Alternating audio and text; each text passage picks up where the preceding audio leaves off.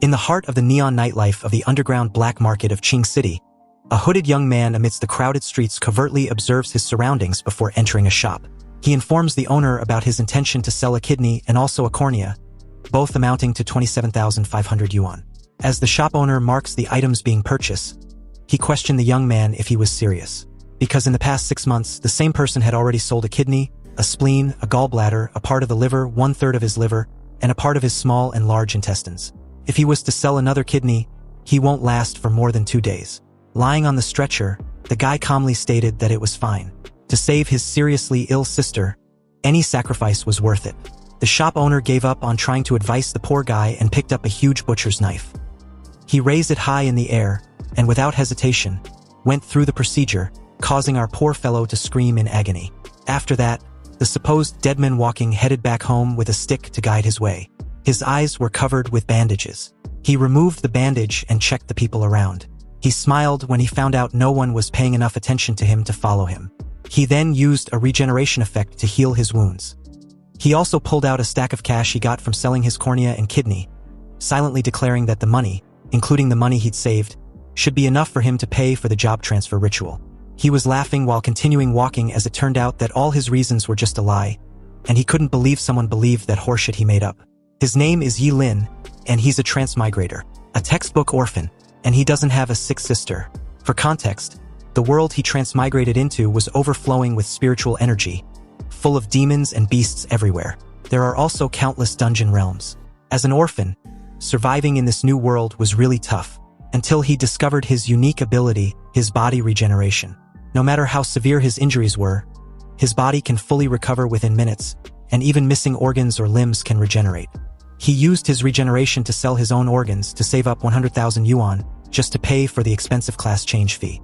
Because only by going through the class transfer ritual and awakening his power can he become stronger.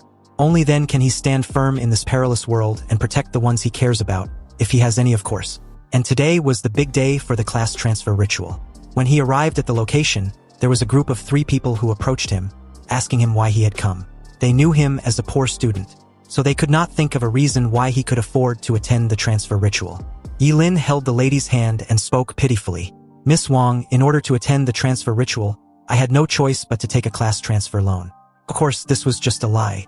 Yi Lin didn't want anyone being suspicious of him. Miss Wang was shocked, and the guys with her were afraid that Yi Lin would be stuck working the rest of his life just to pay back the loan if he ended up with a useless profession. Luckily, Miss Wang permitted him to join and even wished for him to give all his best. She told him to go inside before the class transfer ritual would begin. After a few minutes, all the students who were participating in the class transfer gathered and were called one after another. The first participant was called Gao Diyu from class 5.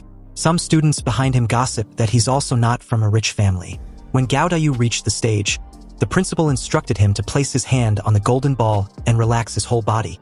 After just a minute, the principal declared that he obtained a support type class, which was an A-rank poultry breeder.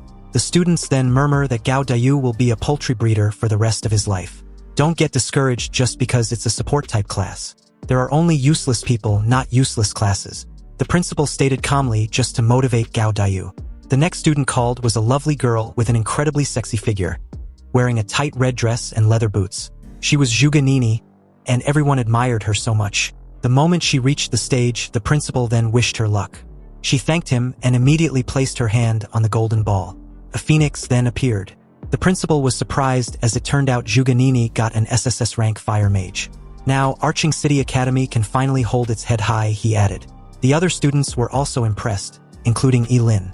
He knew that an SSS level fire mage could rival an entire army. After Zhuge Nini's class transfer, the principal then informed her he would discuss her training plan later with her since her SSS class was a big deal for their school. Zhuge Nini then went downstairs, and Yi Lin's name was called. While walking, Yi Lin heard everyone talking about him for getting a class change loan just for this ritual.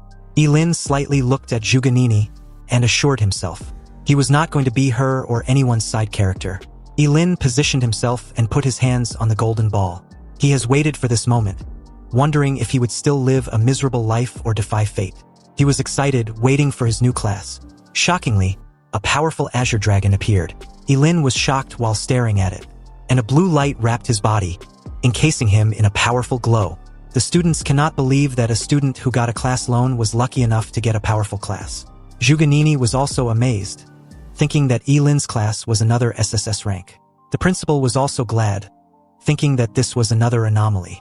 Yilin asked the principal about his class, and the principal then declared Yilin to be a combat class SSS level Forbidden Curse Master. Today, Yilin had also honored Qingqing Academy, and the academy was proud of him, the principal announced. However, before he could complete his words, he finally realized that Yilin had a Forbidden Curse Master profession. He was shocked as he really couldn't believe the poor student's rotten luck. The other students laughed at Yilin when they heard this news. You see, no Forbidden Curse Master, if any, had ever lived past the age of 25. Because the Forbidden Curse Master was the kind of profession that consumes one's own life to use a skill. Due to this, someone who has this profession always die young. Yilin's class was considered a trash class, and the mere thought of using a loan to acquire such a useless skill was truly tragic. Zhuganini decided to walk away. She sighed as she was disappointed with the class Yilin got. Yilin, ever the master of deception, feign being down. His act was so convincing that the old guy felt sorry for him. He patted him on the back and wished him good luck. Although he's such a good kid, he's unfortunate to only get the Curse Master profession. Yilin then asked the principal if all Curse Masters really die at the age of 25. The principal just told him not to be negative, as it was better to burn brightly than to live a meaningless life. Yilin thanked the old guy, stating his desire to burn brightly like the sun, and also bring honor to the school. The principal then told him that he would make a special training for him together with Zhuganini. Yilin agreed to this and smiled knowingly. He found it funny that he would die early just because his profession was a double-edged sword. Thus, of course, if he didn't have a cheat ability to counter this death threat.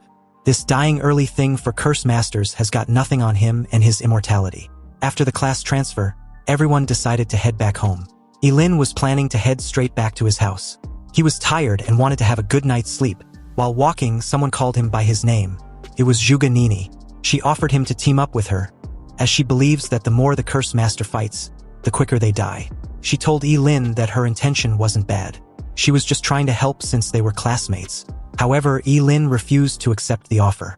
Zhuganini didn't force him at all. She walked away, stating that Yilin was such a stubborn idiot heading for death. Yilin ignored her and continued walking. But then, another group of students blocked his way and told him that he really thinks he has risen up just because he has switched to a Curse Master. These guys were Yilin's classmates, and they got mad as they could not accept Zhuganini's earlier offer to team up with him. Yilin was annoyed. Women really were troublesome. Because of just 2 lines from Zhuganini, these idiots were looking for trouble. Yilin replied that he was on his way back home. The guys laughed at Yilin's expense. Was the poor student referring to his 10 square meter shack a home? Yilin, now that you're SSS ranked, how about you call me daddy, and I'll get you a security job at G Corporation. The leader of the group mocked arrogantly. The others laughed, and added that being a G Corp security guard was a privilege. He also ordered Yilin to kneel before their young master. Once Yilin takes the offer and gets paid, he can buy some nice incense for his dead orphanage family. The 3 continued to tease Yilin, even stating that he was just an orphan who didn't deserve to have a family. Yilin was already mad, and as he stares at them with a serious look, his eyes flamed with a blue and red aura as he activates a curse magic power. He told the idiots that they were the ones who forced his hand. Confused at Yilin's willingness to use a curse magic, knowing full well of the implications, made the 3 idiot question what he was trying to do. Was he really going to use a curse magic and shorten his lifespan? Why wouldn't I? Yilin also questioned with a puzzled look. Didn't you fools speak of my dead family? Conjuring a slight lightning strike, Yilin's attack was only to scare them. The guys, now scared shitless of Yilin, pleaded about the need for their classmate not to use a forbidden curse on them. But Yilin simply stretched his hand and challenged the idiots to come at him if they dare. However, they decided to run away in fear. Yilin then deactivated his curse ability and uttered, "What a bunch of trash." They actually ran off with just 1 move. As he continued to walk, he felt like his duodenum was scorched. He wasn't aware that Zhuganini witnessed the commotion. She was annoyed that he was getting provoked by a few insults and was ready to throw his life away. She was sure that even if someone acted like Yilin, who isn't a curse user, they would definitely not go far. For her, Yilin wasn't worthy of standing beside her. The night came, and Yilin was already at his home. Yilin placed his bag down on the couch and sat while checking his system interface. Apparently, sacrificing a piece of duodenum would summon a regular lightning bolt. But sacrificing a bladder summons thunder from burial waters. Next, sacrificing a heart can summon destruction purple lightning. If that is the case, Yilin concludes he would die summoning the most powerful chaos god Thunder. He lay down on his couch when he felt his head spinning, but he was aware that it was the side effects of his body recovery. At the same time, Ji Lingyu went to his father and asked to avenge him. He wanted his dad to send someone to take Yilin out. However, his father reminded him that killing an SSS rank curse user was very risky, and there is no benefit in it for them. He's aware that someone who goes all out using forbidden spells, just because of a few insults, is clearly emotionally unstable. He snuffed out his cigarette on the ashtray and told his son not to forget that Yilin is from a poor background. He wants his son to learn how to use his greatest advantage to target the enemy's weakest spot. Early the next day, Yilin went to the Qingqing Academy. He kept yawning due to a lack of a well-deserved sleep. The students around started murmuring about what he'd done the day before when suddenly, someone tapped Yilin on the shoulder with a bottle. It was none other than Ji Lingyu. Inside the bottle was milk he brought as peace offering. He also brought breakfast for Yilin. Yilin was clueless as to why, but accepts the milk regardless. At first, he thought Ji Lingyu was trying to poison him just because he couldn't beat him. But the poor guy replied that he wouldn't dare. It was just his way of thanking him. "Thank me?" Yilin questioned with a skeptical look. "Yeah," Ji Lingyu replied with a forced smile. Yilin drank the milk and told Ji Lingyu to just say what he wants. Unexpectedly, Ji Lingyu stated that he was grateful that Yilin struck him like a bolt of lightning. Apparently, that lightning strike was Ji Lingyu's wake-up call. He also added that Yilin's appearance made him realize that he has been wasting his life in a daze. Yilin called Ji Lingyu on his bullshit and again, told the idiot to say what he really wants. Ji Lingyu suddenly kneeled and stated that he wants to call Yilin Big Brother. Yilin was shocked and questioned him if he happened to hit him in the head. But Ji Lingyu replied that he was serious, and that the beating he received the day before made him reflect on himself. He deeply reflected and wants to become a better person. But he needs a great role model. Yilin agreed to be his role model, but there need to be some tuition payment. Surprising enough, Ji Lingyu didn't refuse and immediately asked for Yilin's account number. Yilin headed to the field as he gave his account number. He told Ji Lingyu to transfer 2 million as a first-term tuition payment. When Yilin asked if it was too expensive, Ji Lingyu reassured him that it was not. He will inform his dad to send it right away. At this time, a novice secret realm opened on the field as a test for the students. The principal hopes all the candidates from each academy could perform well. Of course, everyone was wishing for their victory. Yilin and Zhuganini were in the front, so the old men beside the principal believed both students were from Qingqing High School, who got the SSS class profession for this year. For them, both looked extraordinary. The principal was annoyed, stating that he had already told Yilin and Zhuganini to keep a low profile. But these kids really don't know how to behave. 2 of them ended up getting SSS class jobs at once, and it seems to be just infuriating. Absolutely infuriating. Isn't it? He then laughed and turned to face the rest, questioning why they weren't saying anything. Were they all born mute or something? The 3 old guys walked away, saying they still had some things to do. As you might have guessed, it turns out they were annoyed by the principal for being full of himself and rubbing their faces in. Anyway, the moment entering the novice secret realm was issued, the examinees began to swamp the entrance like a tidal wave. Before Yilin could enter, Zhuganini asked him once again to team up with her. Still, Yilin refused, which made her think he was very arrogant. Since he was so eager to die, she won't stop him. Yilin ignored her and immediately entered the secret realm. As he landed, he noticed he was alone. No one was around, so he thought it was a random teleportation. A level 1 leopard cat then appeared. It roared, but Yilin wasn't scared at all, but rather excited. He believed it was a perfect enemy to test his forbidden spell. He then attacked it and instantly killed it without any struggle. Yilin was awarded 10 experience points, but he was disappointed, deeming it too little for him. He walked away while stating that it doesn't even justify the damage to his kidneys, and that he has to kill 100 of these leopard cat just to reach level 2, which is why he decided to figure something out. A while later, Yilin let 100 kinds of monsters chase him. As he ran, he couldn't stop smiling, believing this wave of monsters should be enough to give him a good amount of experience points. Some of these monsters have a human half-body. He stops running and turned to look at them, stating his desire to test his newly learned forbidden curse. He then casts his destructive surge. The curse was so terrifying that it increased Yilin's strength, agility, and spirit twofold. With burning reincarnation activated, he believes that even a level 10 monster probably couldn't withstand his full-powered world-ending thunderstrike. He then attacked some of the monsters, slashing them without any hesitation. He noticed he aged in just 5 minutes of using the skill, so he decided to stop using the burning reincarnation forbidden curse after about 1 minute at most, if he didn't want to reveal his undying body. He continued by using his vitality preservation. He sacrificed his left arm and tapped the ground as he activated his world-ending fury forbidden curse. He killed a level 3 gray wolf and was rewarded with 30 experience points. Then a level 5 two-headed snake and received 50 experience points. A level 6 armored scorpion and gained 60 experience points each for the 6 centaur. And finally, a level 2 killed bee and gained 20 experience points. With that, he leveled up to level 3. He was satisfied and amazed with this development. He also learned a new forbidden curse, which was a hellfire scorches the sky. An hour later, Zhuge Nini encountered the area where Yilin had killed all those monsters. She was shocked when she saw so many monsters incinerated to ash. She was in disbelief, wondering what had just happened. Then she noticed a hellfire. Confused, she checked it out regardless since she didn't know anyone who had the fire element in Qingqing besides her. But now there was such an intense fire element fluctuation. Also, the fire element wave might be even stronger than hers. She then saw something that gave her a hint that this commotion was surely caused by a human. Looks like Qingqing is full of hidden dragons. Zhuge Nini will definitely find out who you are, she vowed with determination. But at this moment nearby, Yulin was spending some time roasting some meat to eat. He was enjoying a 3-eyed demon pig meat. He realized he was eating more than his usual since his body used up too much energy earlier. After eating, he then decided to head to a farther area and grind some more.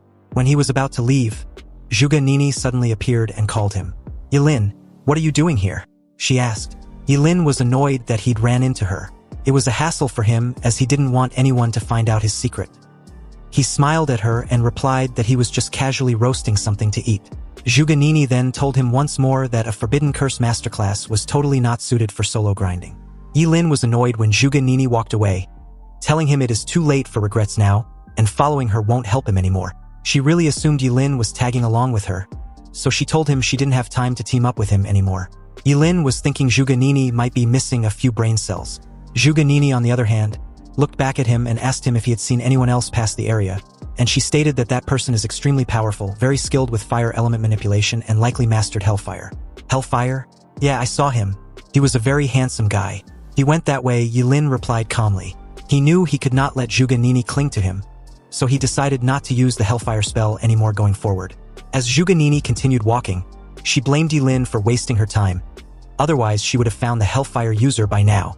She noticed a shadow looming above her, but when she raised her head, she was shocked to see a level 8 Dragonblood behemoth. She dodged when it tried to attack her. Zhuge Nini was puzzled as to why a level 8 monster would appear in the area she was. She looked behind her, deducing that Yilin might have run away far by now. She then attacked the monster with her fireball storm. However, it didn't deal much damage, not enough to kill the monster. The monster looked at her with anger. It charged toward her at a fast speed and bumped her, trashing her away. She fights back with her flame, but the monster roared, blowing the flame back at her. Zhuge Nini was dumbfounded as all the flames hit her. The monster stood there as the smoke settles. When it eventually did, Zhuge Nini was on the ground with her clothes ripped, trembling in pain. She admitted that she was too arrogant to believe that she can definitely defeat a level 8 Dragonblood behemoth in this secret realm. She was afraid she would die at the hands of the level 8 monster, knowing it would be a humiliating death. Lucky for her, someone intervened and attacked the monster using a forbidden curse hellfire. The poor monster was literally burned to ash. As expected, Zhuge Nini was shocked, knowing this hellfire user was the one she was searching for. Turning to face her savior, Zhuge Nini thanked this mysterious person and wanted to know his name. The questionable masked individual was none other than Yilin. Yilin was standing on a tree branch with a mask. He told Zhuge Nini to call him Ling Yi, which meant early dawn and night. Ling for early dawn, Yi for night. Placing a finger on her lips, Zhuge Nini acted all pitiful and curious, asking the mysterious Ling Yi which school he was from. Although she was grateful to her savior, she also wanted to know who exactly was underneath that mask. So she concealed her intentions by stating she simply wanted to thank Yilin properly when they exit the dungeon. Yilin just stared at her like she was an idiot. He didn't need her fucking thanks. He told Zhuge Nini that there was no need to thank him. It was just the small effort after all. Anyway, the moment Yilin was about to bounce, Zhuge Nini pleaded for him to wait. She tried to get on her feet, but Yilin told her not to follow him. There are even stronger monsters ahead, and it was definitely not a place for someone of her strength to step into. Also, she might want to put her clothes back on properly before anything else. This sudden revelation drew Juganini's attention to the current state of her clothes. She blushed in embarrassment and laid on the ground to cover herself, wishing the ground could swallow her whole. When she raised her head, she realized the mysterious Ling Yi was gone. Juganini shouts Ling Yi's name, vowing to catch up to him one day. She will stand proudly by his side. Lin, on the other hand, seamlessly leaped from one tree branch to the next, and after putting some distance between himself and Juganini, he believes what just happened would keep Juganini from clinging to him. He'd wasted time on her and needed to hurry up and level up. Opening his status window, Lin saw that he'd gotten a new forbidden curse named Undying. He needed to sacrifice 2.5 years of his lifespan to negate one fatal injury. Seriously, what the hell? The Forbidden Spellcaster really is a short-lived class, always screwing with a person's lifespan. But this skill was practically an added bonus for Lin.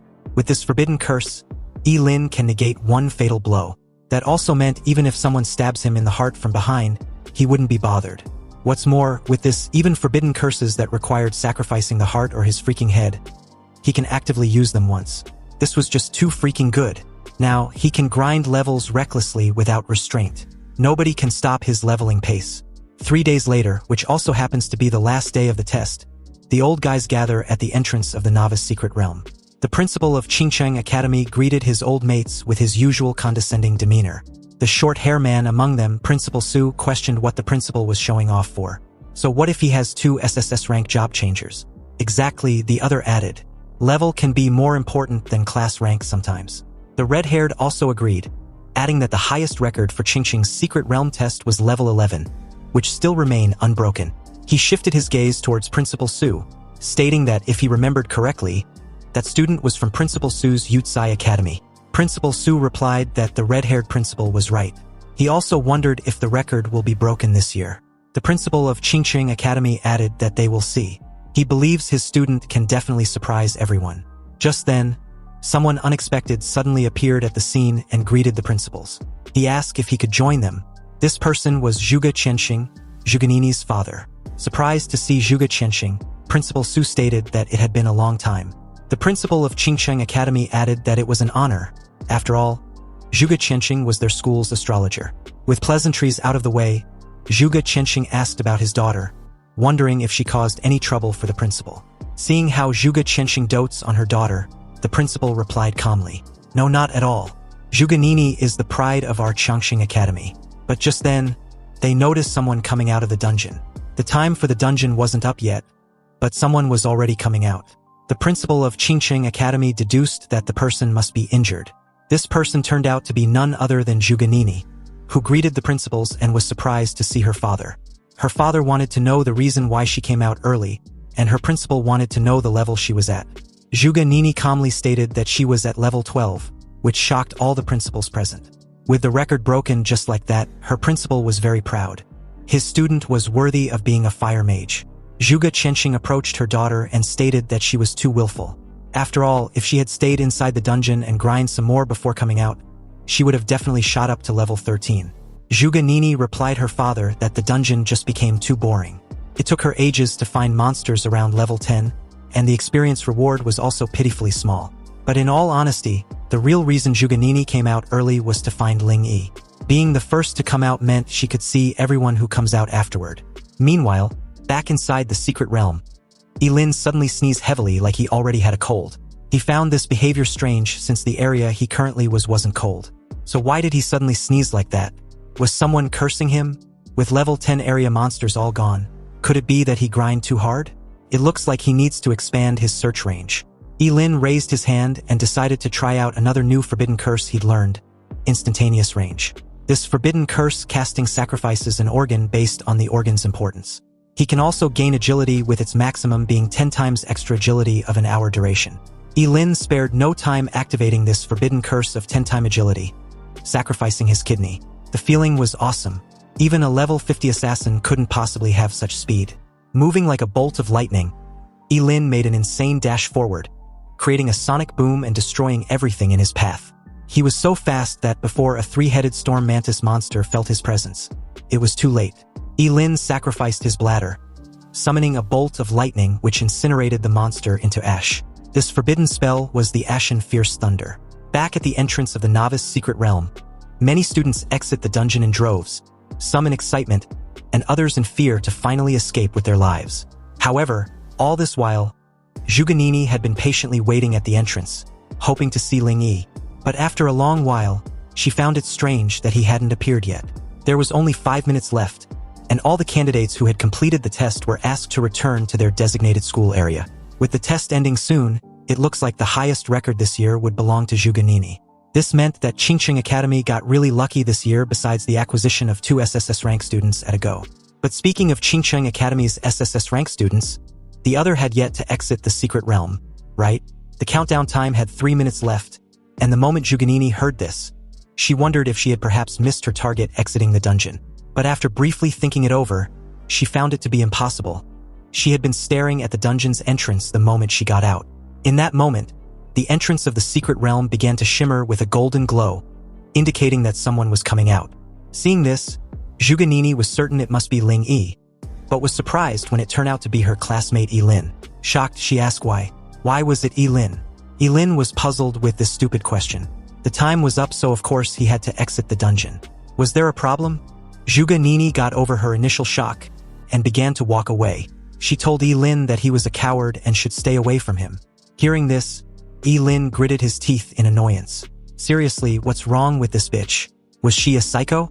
His principal approached him at this moment and asked what level he was at. He didn't have much expectation and was just curious as to what level his second SSS rank student was at. Yilin calmly replied that he was at level 16.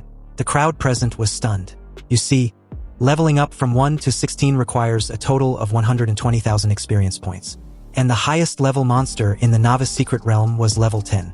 Killing level 10 monsters gives 100 XP, meaning Yilin killed 1200 level 10 monsters. How was that even possible? The principal suddenly began praising Yilin like crazy, stating that he was the pride of Qingqing Academy. Surprised with the young man's talent, Zhuge Qianxing also congratulated Yilin. This annoyed his daughter. She coldly remarked, "With Yilin's profession, what's so special about being level 16? Yilin was a forbidden curse master. If he recklessly uses forbidden curses, isn't it normal for him to level up quickly?" When the other principals heard Yilin's profession, they found Zhuge explanation reasonable. The rest of the crowd also believe Yilin must be crazy when they heard of his profession, frantically casting forbidden curses in the beginner's secret realm to level up. Other curse masters don't live past 25, and the way Yilin was leveling up meant he probably won't make it to 20. Seriously, trading one's life for empty fame, truly a foolish behavior. Some also believed Yilin was frantically leveling up just so they'll envy him. But he will pay with his life eventually, so they should let him have his glory for a few days. The long-haired principal approached Yilin and questioned earnestly, "Student Yilin, why bother? Tell me honestly, did Principal Gao put you up to this? It seems you've been deceived. Principal Gao is trading your life for the school's honor." Irritated, Principal Gao asked what nonsense his old mate was spouting. He was a person of integrity. How could he possibly joke with the lives of his students? Yilin finally spoke after putting on a pitiful act. He stated that nobody forced him. It was all voluntary. "I grew up in a poor family and was always looked down upon. Now that I have the chance to go all out, I won't be a coward. Even if I wither at my most brilliant moment, I don't care. I want everyone to know that I can do it." The moment Yilin finished his emotional speech, Zhuge Qianxing clapped and stated calmly, "Well said. This young guy truly has grand ambitions. In any case, he's the highest level student in this beginner's secret realm test. That's undeniable. Isn't it? He's number 1. Zhuge Qianxing introduced himself to Yilin as the father of Zhuge. If Yilin needs anything in the future, he can contact him. Zhuge was pissed off when she heard this, questioning her father why he believes Yilin was number 1. When Ling Yi comes out, his level will definitely not be lower than Yilin's. "Oh, is that so?" his father retorted, although his tone was smoothing. "Who is this talented Ling Yi?"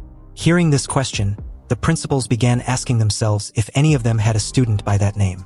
However, none of them seemed to have heard of this student. But Zhuge still spoke confidently that Ling Yi was a true heaven's pride, and when he comes out of the dungeon, everything will be proven. Meanwhile, inwardly, Yilin was again insulting Zhuge as a stupid bitch. She just couldn't keep her freaking mouth shut.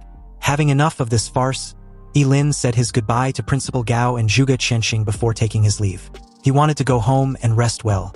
Shortly after that, the time was up and the novice secret realm test was over. But Zhuge was puzzled with this outcome. Where was Ling Yi? Could it be that while I was talking to Yilin, Ling Yi quietly slipped away? Cursing, Zhuge started blaming Yilin. She believed Ling Yi's escape was Yilin's fault. When her father placed a hand on her shoulder, she asked if he believes him. Ling Yi was truly a genius and even saved her life. Zhuge Qianxing figured out that her daughter's early exit from the dungeon was simply to find this mysterious Ling Yi. But this was a bit strange. He asked Zhuge if it was possible that Yilin was the mysterious Ling Yi she had been looking for. Hearing this, Zhuge vehemently denied this possibility. What was her father thinking? How could that coward be compared to Ling Yi? Yilin saw the dragon blood behemoth she faced in the dungeon and ran away in terror like a coward. And Ling Yi's mastery of the fire element was extremely high. How can Yilin of all people know about stuff like that? Meanwhile, back inside his apartment, Yilin let out another heavy sneeze which jolted him awake. He wondered who was talking behind his back. Seriously, it must be that stupid woman Zhuge. Just then, a knock on his door drew his attention. Yilin asked who the person was, and the moment he opened the door, he questioned the fat business guy in front of him. The fat guy introduced himself as Wang.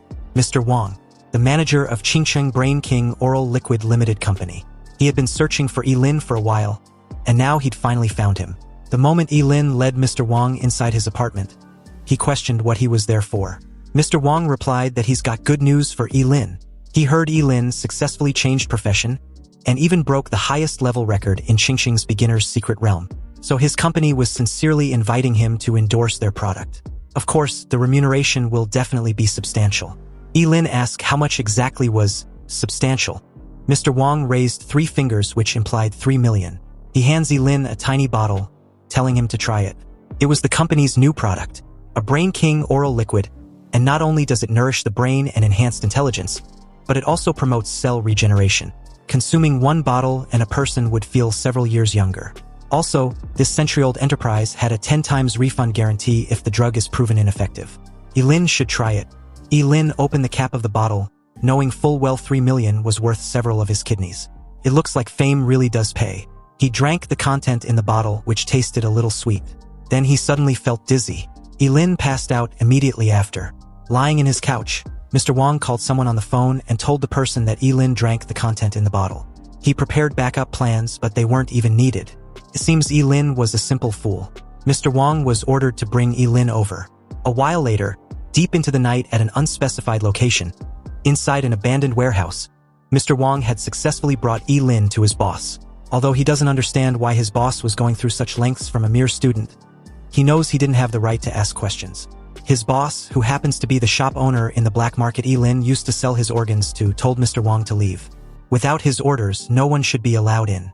If anyone violates this order, they will be killed. Mr. Wang replied he understands and left the warehouse. The greedy shop owner crouched beside Yilin, recalling how Yilin sold him his liver, coronary arteries, gallbladder, corneas, kidneys, spleen, large intestine, small intestine. And surprising enough, they've all grown back. The organs Yilin previously sold to him have all regenerated. Incredible. This is simply incredible. With Yilin, he can master the secret of organ regeneration. As he got drunk on his delusional fantasies, someone added that the old bastard will have supreme power and wealth. Even the most powerful people will kneel before him. Hearing this, the old bastard Ji Yuzhen agreed. Exactly. But the moment he said this, he realized what just happened. Turning around, he was stunned to find Yilin casually sitting on a chair with his arms and leg crossed. Ji Yuzhen wondered how it was possible. How was Yilin awake this early? His sleeping drug could keep even an elephant unconscious for 6 hours. But Yilin was not concerned about the stupid sleeping potion. He was more curious about how Ji Yuzhen managed to track him down. Ji Yuzhen got over his initial shock, pointed his blade at Yilin, and stated that since his cash cow was awake, he won't be polite anymore. He should surrender obediently, and he will guarantee Yilin won't lose any limb. Ji Yuzhen's profession was currently a level 20 phantom blade. Yilin realized Jiogans also had a job change with a higher level than his own. Left with no choice, he decided to get serious. He knew using fire element would easily burn this entire place down, so it was better not to cause too much commotion. Yilin decided to use his eternal freezing gaze. It was a forbidden curse that sacrifices his eyeballs to freeze everything within sight before becoming blind. Petrified, Ji Yuzhen was shocked to find the entire lower half of his body frozen. Lin kept the spell active as the ice around Ji Yujen started extending. Ji Yujen wondered what's going on. What kind of spell was it?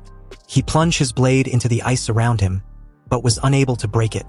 His eyes widened when the ice finally encased his entire body, leaving only his head. Ji Yujen kept muttering that it was impossible. Lin was only at level 16 while he was at level 20. Even if Lin was a forbidden curse master, he couldn't possibly defeat him in one strike. What kind of monster was he? Now that Ji Yujen was trapped in place, Lin can have a proper chat with him. He asked Ji Yujen who else knew about his organ regeneration ability. Ji Yujen replied that besides him, no one knew. After all, with such amazing discovery, why would he tell someone else? Hearing this, Lin chose to believe the old bastard and decide to make his death quick and painless. He raised his fist and smashed the poor old bastard into broken ice lollies. Also, after consuming all the sleeping drug, he decided to sacrifice his stomach first. Sacrificing his stomach, Lin rained lightning on the guards outside. He left one alive for questioning.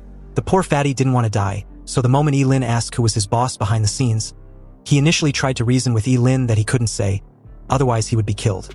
But after seeing Lin enveloped with lightning sparks, he spoke up immediately. Their boss was king of Qingcheng Underground Market, Kensen. The poor fatty was struck with a bolt of lightning the moment he was done talking. Grabbing his chin, Lin walked away, trying to recall where he'd heard Kensen. The name seems familiar. It didn't take much effort to recall that Kensen was one of Qingcheng City's top 10 outstanding philanthropists. This just got complicated. Meanwhile, elsewhere at Qingcheng's underground black market, a middle-aged man with a thick cigar lounged in a leather sofa as one of his men informed him about some urgent news. This fucker was Kensen, and with his brows furrowed, he was shocked upon receiving news that all contact with his agent, Jihu, had been lost. The bald fellow informed him that they hadn't been able to contact Jihu for half an hour, so they went to his farmhouse, only to find the entire area burned to the ground. And judging by the wreckage from the fire, it was done by a job holder. Kensen grew furious and stumped on the table in front of him, wrecking it. He ordered his men to find the culprit immediately, with no delay. The next day, Lin arrived at the grand residence of the Ji family, where he was warmly welcomed by Ji Lingyu, who had become a loyal follower after their previous encounter. As soon as he heard that Lin was visiting, he immediately sent someone to pick him up. Ji Lingyu shyly brought up the 2 million yuan that Lin had asked for earlier, adding that he'd already talked to his father. However, Lin interrupted him, questioning if Ji Lingyu was trying to disrespect him talking about money in that moment. Since he'd agreed to accept Ji Lingyu as an underling, money was just a small matter. Hearing this, Ji Lingyu placed an arm around Lin's shoulders and welcomed him wholeheartedly. From now on, Lin should consider his home as his as well. Inwardly, Ji Lingyu realized that his father was right. He believes Lin was a simple-minded guy who cared a lot about his dignity, so as long as he can exploit that, then he should be able to achieve his goal. Lin, on the other hand, had planned this encounter with the purpose of using the Ji family as a shield against Kensen and his men. He was sure Kensen wouldn't dare attack him inside the Ji family estate. Lin entered the house and was surprised to find a large number of maids lined up, greeting him politely and respectfully, which left him a bit speechless. He looked at the maids and thought to himself how different life was when one had wealth. Ji Lingyu offered to assign one of the maids to be Lin's personal servant, and Lin accepted the offer. But soon after, Lin felt embarrassed and refused, saying he was only joking. However, Ji Lingyu insisted, adding that his boss should also change his clothes for something important. Lin eagerly asked what the important matter was, but Ji Lingyu told him to wait until they arrived at the destination. Eventually, they arrived at the annual Qingqing auction, and Ji Lingyu informed him that this was the grand venue he had never visited before. Upon arriving at the annual auction in Qingqing City, Ji Lingyu told Lin that he would later introduce him to some of the city's most important figures, but Lin preferred to start with food, and told Ji Lingyu to go about his own business and not mind him. Internally, Ji Lingyu sarcastically commented on Lin's simplicity and naivety, thinking he still lacked experience due to his poor upbringing. As Lin ate heartily, especially since he had previously sacrificed his stomach and now needed to compensate by eating more, he heard a voice beside him asking why he was here. When he turned around, he saw Zhuganini and her friend Lu Yanwei standing there. Lu Yanwei asked Zhuganini who Lin was. Lin felt annoyed seeing Zhuganini again, wondering to himself why this stupid woman keeps showing up in front of him all the time. Zhuganini responded to her friend with displeasure, stating that Lin was just the coward who ran from the monster in the novice secret realm, expressing her frustration at seeing him again. Zhuganini deems Lin as bad luck.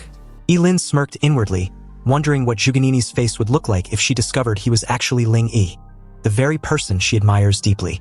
Ji Lingyu arrived with a group of friends to proudly introduce them to Yi Lin, presenting him as his superior. The group was surprised by this, and in a mocking tone, stated that Ji Lingyu should be the one in charge. However, Ji Lingyu firmly responded that Yi Lin was no ordinary person and that his level was now very high. Everyone was stunned to learn that Yi Lin had reached level 16 in the novice secret realm. Shocked by the huge gap between his level and their own modest ones, Yi Lin calmly advised them not to be too surprised and expressed his willingness to help them level up. If only they could get out of the city, then they could all get good results in the upcoming major exam. Everyone became excited upon hearing that Yi Lin was willing to help them, but Ji Lingyu expressed concern because they were forbidden from leaving the city before the major exam, to prevent students from gaining assistance from stronger individuals. Yi Lin then subtly hinted that the journey to the exam site itself might be a good opportunity for leveling up, though he voiced concern about lacking equipment. Ji Lingyu quickly reassured him that equipment would not be a problem at all and promised to provide anything he needed from the current auction. Yi Lin was surprised by the offer, but Ji Lingyu assured him that his father would financially support them no matter the cost if it would improve his exam performance. The auction began with the appearance of the beautiful hostess, who welcomed the attendees and introduced herself as Qingqing from the auction house. She wished everyone success in obtaining what they desire, and a warm applause ensued seconds after. Without delay, Qingqing presented the first item, an epic fire-type skill scroll for mages, starting the bid at 500,000 yuan. The bids rose quickly until they suddenly reached 3 million yuan, and the bidder behind this massive offer was none other than Zhuge Qianqing, Zhuganini's father. Yi Lin watched the scene calmly with a smile, realizing that Zhuge Qianqing was spending generously to buy skills for his daughter, but deep down he felt satisfied with himself. After all, as a master of forbidden curses, he didn't need such scrolls at all because his skills were all-powerful curses. Yi Lin turned to Ji Lingyu and whispered, "Your profession is an A-rank Shadow Blade, right? If something pops up that suits your class, don't hesitate. Bid right away. The right skill might save your life later." The auctioneer smiled, her voice crisp and clear. Next up, an item of rare quality. The Royal Dragon Wish Ring. It increases spirit by 30% and grants the passive skill, Dragon's Aura. The starting bid was 2 million and the minimum raise 100,000. Ladies and gentlemen, place your bids. The crowd erupted and the first bid was 2.5 million, then raised to 3 million, then 3.1. Bids began to pour in rapid succession. Yi Lin's eyes sparkled. A 30% spirit boost? That's huge. For any awakened fighter, that's a game changer. He edged Lingyu to bid for the ring. Ji Lingyu leaned toward his father and told him that he wanted that ring. His father didn't even hesitate. 8 million. He believes that spending 8 million to help his son ace the national exam and enter into a prestigious university is worth the money. And about Yi Lin, he was a forbidden caster and won't live long anyway. So after a few years, he will be dead and every equipment purchase for him will eventually end up returning to the Ji family. The auctioneer raised her voice, wanting to know if anyone was willing to offer a higher bid. In that moment, it seemed that no one wanted to bid more than 8 million, when suddenly, a bid of 10 million was announced from behind. The room fell silent as Kenson's tall and imposing figure stepped into view. He called out President Ji and asked how he was doing. It's no surprise that the two know each other very well, and the moment the Underground King was noticed, gasps echoed across the room. Everyone was curious as to why he was there since this wasn't his usual crowd. On the other hand, Yi Lin instinctively stepped back into the crowd after finally meeting Kenson. Even if it's in passing, he can't be discovered. President Ji was curious to know what exactly his G group has done to offend Kenson.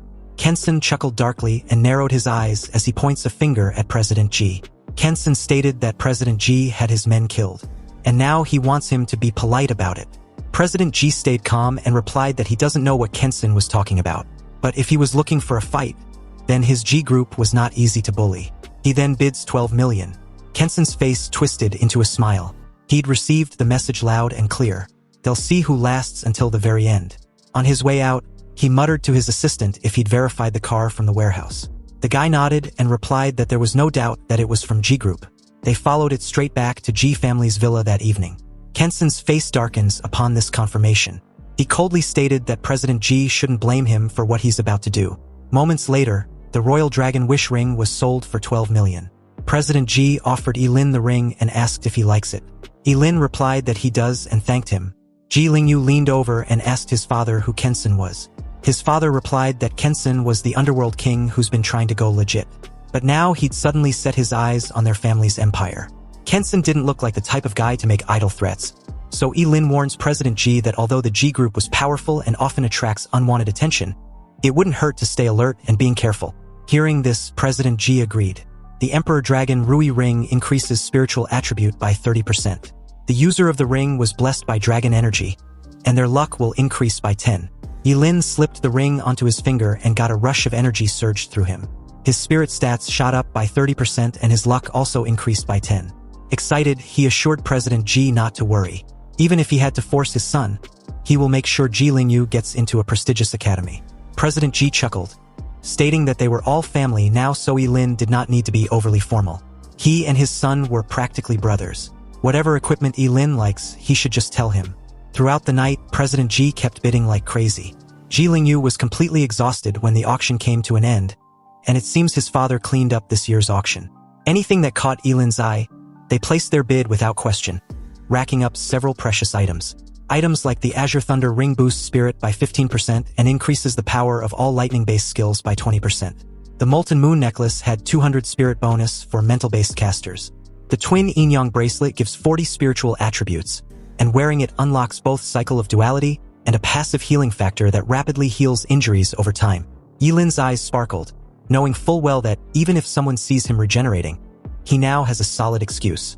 Then he picked up the prize of the night, the Falling Star Warblade.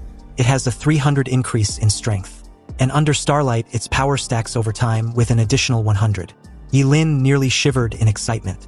With this blade, he can finally unleash the forbidden technique he had unlocked at level 10. Then there's the Lifespan Blade Arts. With every swing, 1 year of Lin's life would be sacrificed. Also, each strike was twice as powerful as the last. This stacks up to a maximum of 99. With this sword, Lin can dominate the upcoming major exams. Meanwhile, on the other side of town, Zhuge Nini lay back in her private bath, annoyed. She still doesn't understand why the Ji family liked that coward Lin so much. They spent so much money on him. Zhuge Nini suspects that the Ji family must be scheming something in secret. Otherwise, why pamper Lin like some priced jewel? In that moment, a female housekeeper announced to Zhuge Nini that Lu Yanwei was there to see her. She brought someone who says they have information about the person she's been searching for. Zhuge Nini eyes lit up. The person she's been looking for was obviously Ling Yi. She told the housekeeper to make them wait in the lounging room. She will be there shortly. She hurried downstairs, eager to know any information about Ling Yi. Lu Yanwei gestured toward the man beside her. This is Officer Huang. He was from the Investigation Bureau. He says he has news about Ling Yu.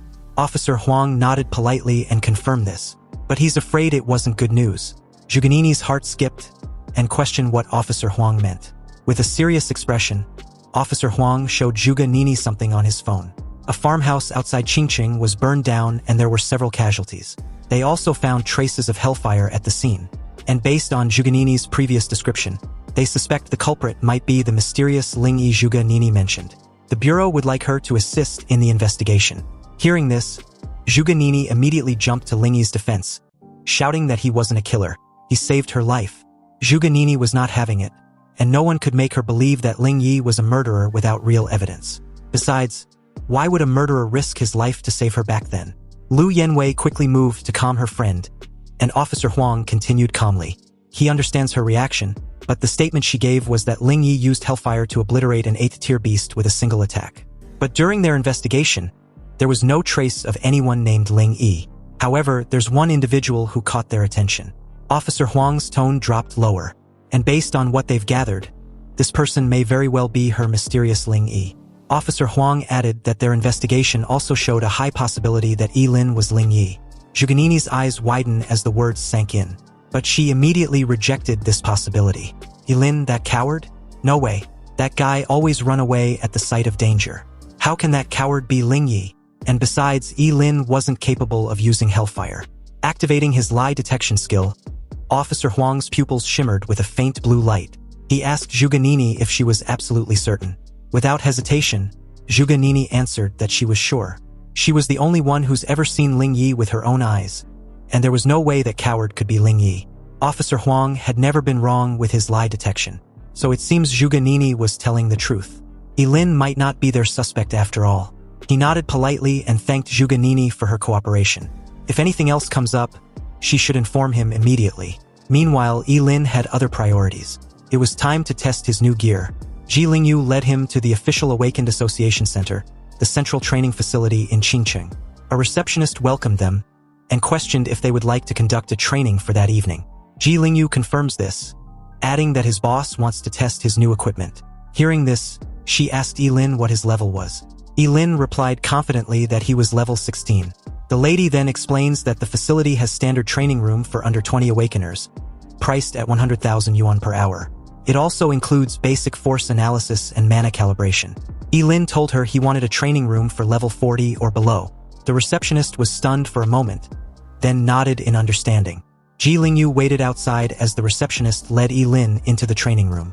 The training room was very spacious, as big as a basketball court, with a row of dummies in the middle.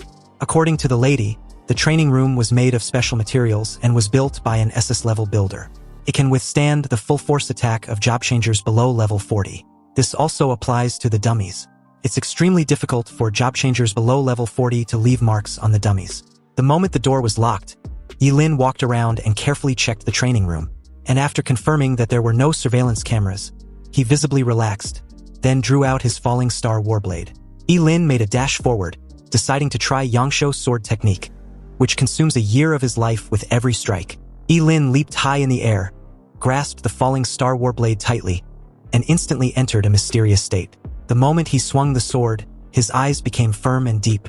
The first strike of the sword was followed by a deafening bang in the training room, as if something was completely torn apart. A bright light flashed on the blade of the falling star warblade, which was Yilin's burning life. After the first slash was made, the second slash that followed was even sharper and more powerful, and the air in the training room seemed like it's been slashed, forming an invisible sword energy. The third slash followed, then fourth and the fifth. Yilin's sword swinging speed was getting faster and faster, and each strike was more powerful than the last. When Yilin swung the sword for the 99th time, the entire training room seemed to be shaking, and strong energy fluctuations filled the air. At that moment, it was earth-shattering, and an unprecedented light burst out from the blade of the falling star warblade, illuminating the entire training room. An invisible blade energy gushed out from the blade and instantly slashed towards the dummies in front, tearing them apart. After stacking 99 layers of Yangshuo sword technique, each of his sword slash was extremely terrifying. At this moment, Yilin was like a god of war, after he'd slashed hundreds of times in succession. With a clang, the dummies that was said to be able to block the full force attack of job changers below level 40 laid broken on the floor. As Yilin carried on, testing the rest of the equipment together with his forbidden spells, a slight tremor could be felt outside. Ji Lingyu explained to the lady that there was a major exams approaching, so Yilin likes to get a little bit crazy when he starts training. The two were interrupted the moment Yilin walked out of the training room with satisfaction. With his two forbidden spells of Burning Reincarnation and Longevity Sword Technique, coupled with the sword and the rest of the equipment, he had a rough estimate of his current strength. Ji Lingyu was curious as to why Yilin came out so soon. Yilin replied that he was exhausted and needed to head back and rest. Also, he wanted to know if he doesn't need to pay for breaking things in the training room. The lady initially thought Yilin was joking. After all, the training room was suitable for job changers below level 40. And if Yilin, a level 16 job changer, can damage the things inside, then it means the quality is not up to standard. How can she ask him to pay for it? Relieved, Yilin quickly led Ji Lingyu out of there as the lady went into the training room to check. When she found out that almost everything in the training room was completely wrecked, she covered her mouth in shock. The dummies were slashed and charred, and not a single dummy was left standing. Meanwhile, back at the Ji family residence, the two guards stationed at the entrance were suddenly attacked by an unknown enemy. The neck of one of the guard was pierced with a thin needle coated in poison. As the guard clutched his neck in pain, the other, seeing this, was alarmed and asked what was wrong.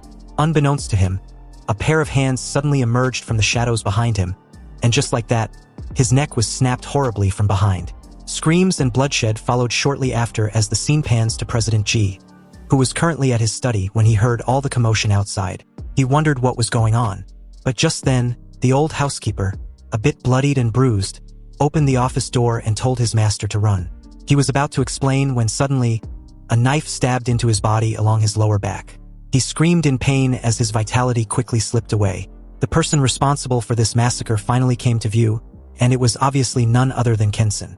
"We meet again," he said, mocking President Ji. President Ji was furious as he took out his gun. But before he could even fire a shot, A long knife with a cold glow flashed by like lightning and under President Ji's incredulous gaze. His hands had already flown high into the air. Kensen smiled with disdain on his face. He called President Ji a fool for using a gun against a job changer.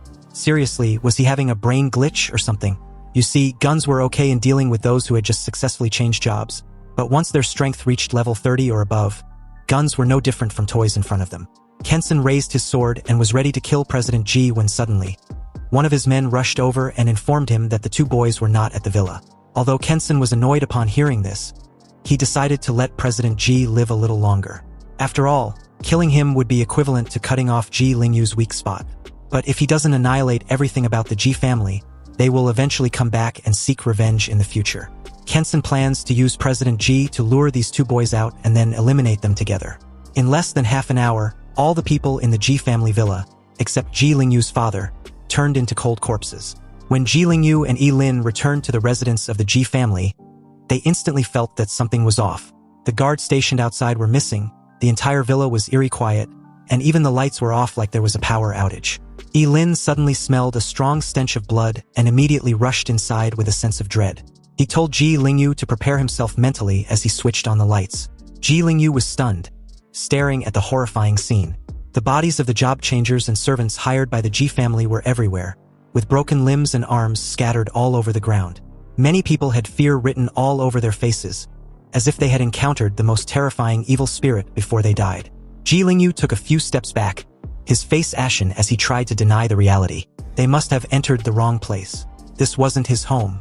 Yi Lin warned him to be careful as he screamed in fear, frantically rushing towards his father's study like a madman. There was a piece of paper on the table not far from Yi Lin. Picking it up, he called Ji Lingyu to come take a look. Ji Lingyu rushed over, seething with rage. The letter informs them that if Ji Lingyu wants to save his father, he should bring Yi Lin to the underground black market to find him. Also, with every 6 hours, he will cut a piece of flesh from his father. Ji Lingyu's anger was maxed out at this point. He tore the letter in half, vowing to kill Kensen with his own hands. Ji Lingyu was about to go find Kensen to fight him to the death when Yi Lin grabbed his shoulder. He stated that everything happened because of him, so he will go save President Ji while Ji Lingyu finds a place to hide. Ji Lingyu wasn't having it, so Yi Lin skillfully knocked him out. He apologized and promised to bring his father safely. Yi Lin laid the unconscious Ji Lingyu on the sofa and left the villa. Yi Lin promised to show Kensen how terrifying a cursed master who doesn't care about his freaking life is. Meanwhile, at the darkest heart of Qingcheng underground black market, Kensen's men were spread all over the place, alert and armed. A black shadow crossed the night sky like a ghost and landed silently without alerting any guard.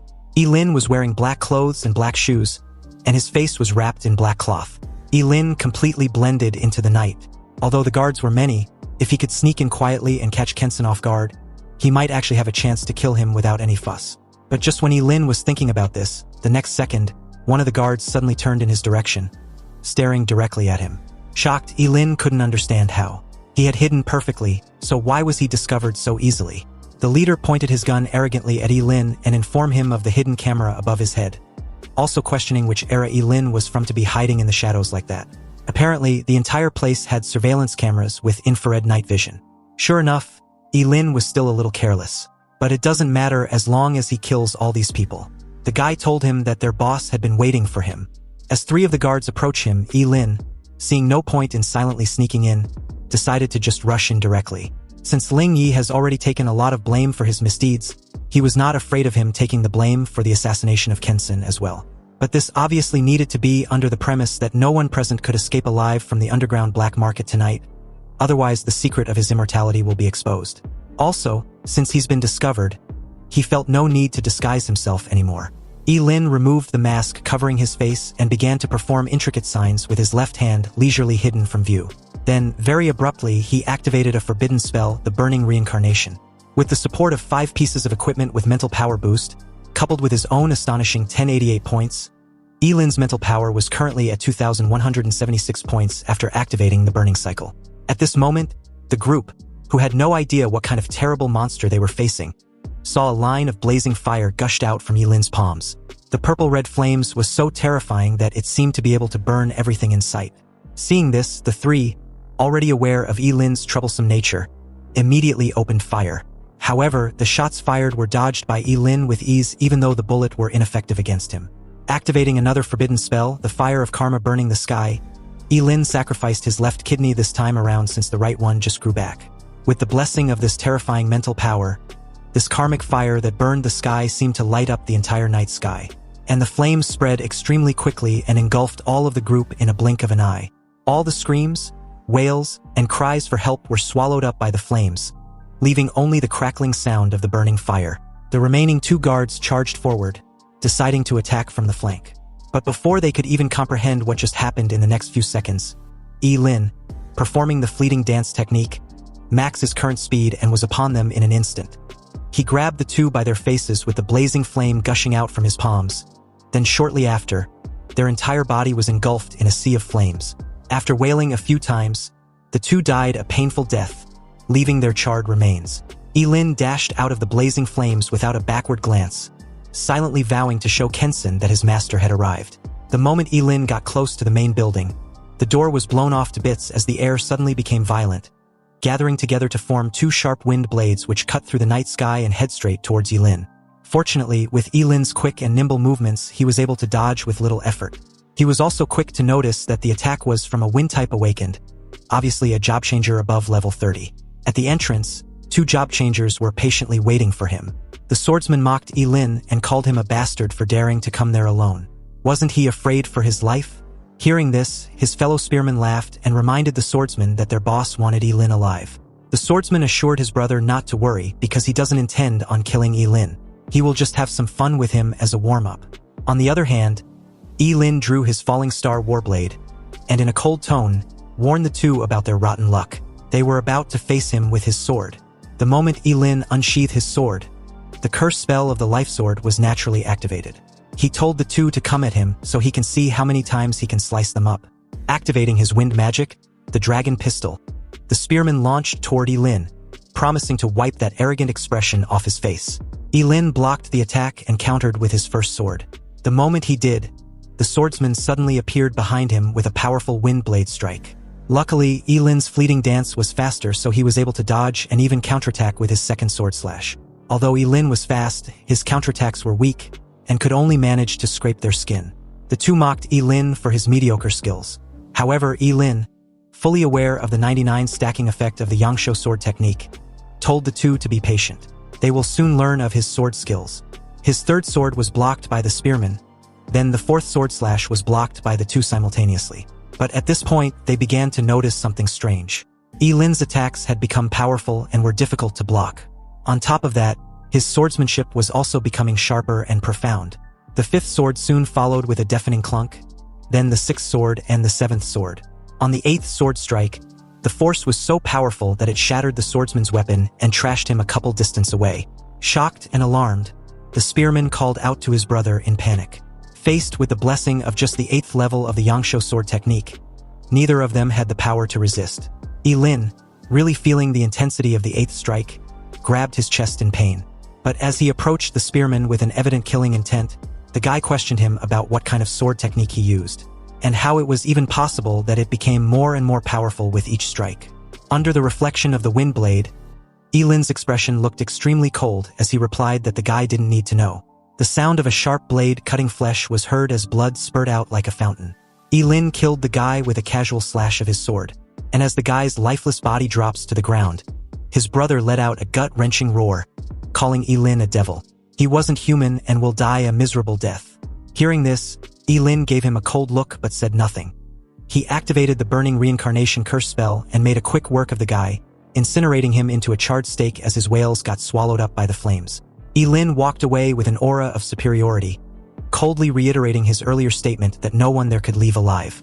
He entered the huge building and wasted no time eliminating everyone on each floor. During this period, he encountered job changers above level 30, but facing a forbidden spellmaster who was impossible to kill, and whose curse spells flew all over the sky as soon as he attacked, even a job changer above level 30 was powerless. His life-for-life fighting style made it easier to eliminate job changers at level 30 or so. Of course, Yi-Lin also paid a price. His body was covered with countless horrific wounds that were enough to kill him, and was pierced by countless weapons. He also had countless scars from ice and fire. But in those moments, Yi Lin was like a Shura who had crawled out of the underworld to claim their lives. He killed his way in, asking where Kensen was as he went along, but he soon ran into real trouble in the form of Zhai Shochi, a level 42 job changer who stood in front of him like a roadblock. This man was tall and strong like a towering mountain. His face was full of murderous intent, and his eyes flashed with amusement. He was holding a huge battle axe, and his whole body exuded a powerful aura that was bone-chilling. Zhai Shochi called Yi Lin a brave kid. After all, as a famous thug in the underground black market, it has been a long time since anyone dared to come to the underground black market alone to cause trouble. But looking at Yi Lin, whose body was covered with all kinds of knives, bullets, sticks, swords, and halberds, Zhai Shochi couldn't help but wonder why the kid wasn't dead yet. What was his secret? Yi Lin couldn't help but feel alert. He knew that this was a powerful opponent and he had to be careful in dealing with him. The axe alone looks like it weighs several hundred kilograms. Yi Lin assured Zhai Shochi that his secret will be revealed if he put down the axe. Of course, Zhai Shochi disagreed. If Yi Lin wasn't going to talk, then he will just have to kill him and study him slowly. Zhai Shochi rushed towards Yi Lin with the battle axe in hand, then produced a strike that literally shook the entire building and sent debris flying in every direction. Yi Lin gritted his teeth and dodged the attack by activating his burning reincarnation and fleeting dance. Facing Zhai Shochi, he did not dare to underestimate him in the slightest. Also, after casting 2 forbidden spells in succession, his entire condition was instantly brought to the best. Seeing this, Zhai Shochi scoffed and questioned Yi Lin how long he can last by burning his vitality in exchange for combat power. Suddenly, he blitzed towards Yi Lin with his battle axe, smashing down with so much force that Yi Lin was instantly thrown off the moment he raised his sword to block. He even spurted out a mouth full of fresh blood, and before he could get up, Zhai Shochi was upon him with a knee strike, landing squarely on Yi Lin's abdomen. However, Yi Lin still charged forward as if nothing had happened, swinging his sword wildly to stack up his attacks. But the few exchange didn't have enough power as a force even more terrifying than before burst out from Zhai Shochi's battle axe, and swung at Yi Lin who was attacking him. Zhai Shochi's battle axe continued to hammer down, disarming the falling star warblade in Yi Lin's hand. Yi Lin's face was extremely solemn at this point. As expected, a level 42 job changer was indeed extraordinary. Even with the 99 layers of Yangsho sword technique combined with his burning reincarnation and fleeting dance, he was no match for Zhai Shochi. However, Yi Lin's advantage was his burning immortality. Zhai Shochi used his previous momentum to smash hard on Yi Lin's shoulder, producing a teeth-grinding sound of bones cracking. The sound of Yi Lin's shoulder bone and clavicle breaking under the attack made him spat out a mouthful of blood, and his whole body was trashed across the room like a cannonball, hitting the wall not far away heavily. Zhai Shochi approached Yi Lin's brutally battered figure, a bit disappointed. He was just warming up, but Yi Lin was already down for the count. Yi Lin agrees with this assessment. When fighting a close combat expert, his sword skills were severely lacking. Nonetheless, he still had his trump card, and Zhai Shochi should remember that he was the one who forced his hand. As Yi Lin slowly got up, the shoulder injury quickly recovered, along with any other internal injuries inflicted upon him. Because what happened next was so jaw-dropping that it even seemed excessive. Yi Lin did not hold back at all and attacked with all his might, sacrificing everything he could, and I mean everything. Liver, left lung, stomach, right kidney, gallbladder, duodenum, pancreas, spleen, large and small intestines, you name it, it's probably in there, just to summon the legendary world-destroying thunder. You see, forbidden spells were not omnipotent. So no matter how powerful a forbidden spell was, the person who casts it must be strong enough. Yi Lin's actual level was only 16. So naturally, if it was an ordinary thunder, it would definitely be difficult to cause too much damage to Zhai Shochi. However, this sacrifice made to summon the world-destroying thunder was expensive and enormous, so its power was obviously unfathomable. When the familiar chaos thunder came crashing down, Zhai Shochi's eyes widened with an overwhelming fear, and it didn't take a genius to know he was fucked in every way possible. Although he had his divine physique which could still resist a portion of the attack from the chaos thunder, it was definitely not even close to enough. The world-destroying thunder crushed into Zhai Shochi's body, wreaking havoc. It took less than a second for it to vaporize the upper half of his body to dust, leaving a hand on his battle axe and his lower half, which soon followed. Yi Lin's swordsmanship may not be good enough, but his chaos thunder summoning was a whole different matter. Now, if there was anything Zhai Shochi wanted to know, he can go ask the King of Hell. Groaning in pain, Yi Lin proceeded to the next floor, feeling a little lightheaded. Sacrificing too many organs at once really did a number on him. Meanwhile, in the presidential suite under the same building, Kensen, clearly unbothered, was leisurely having a fun time with one of his many women even though he'd been informed that there's been an intruder.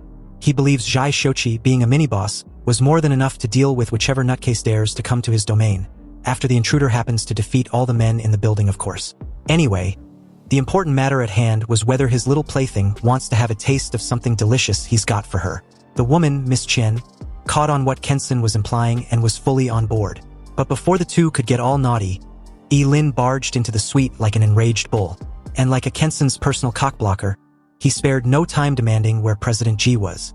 Pissed off, Kensen got up and approached the little brat, a bit baffled that he was able to make his way to him. Kensen asked where Zhai Shochi was, but it was clear that Lin was done with the idle talk. With his sword in hand, he leaped high in the air and swung it down, declaring that his precious little pet was dead and he was next.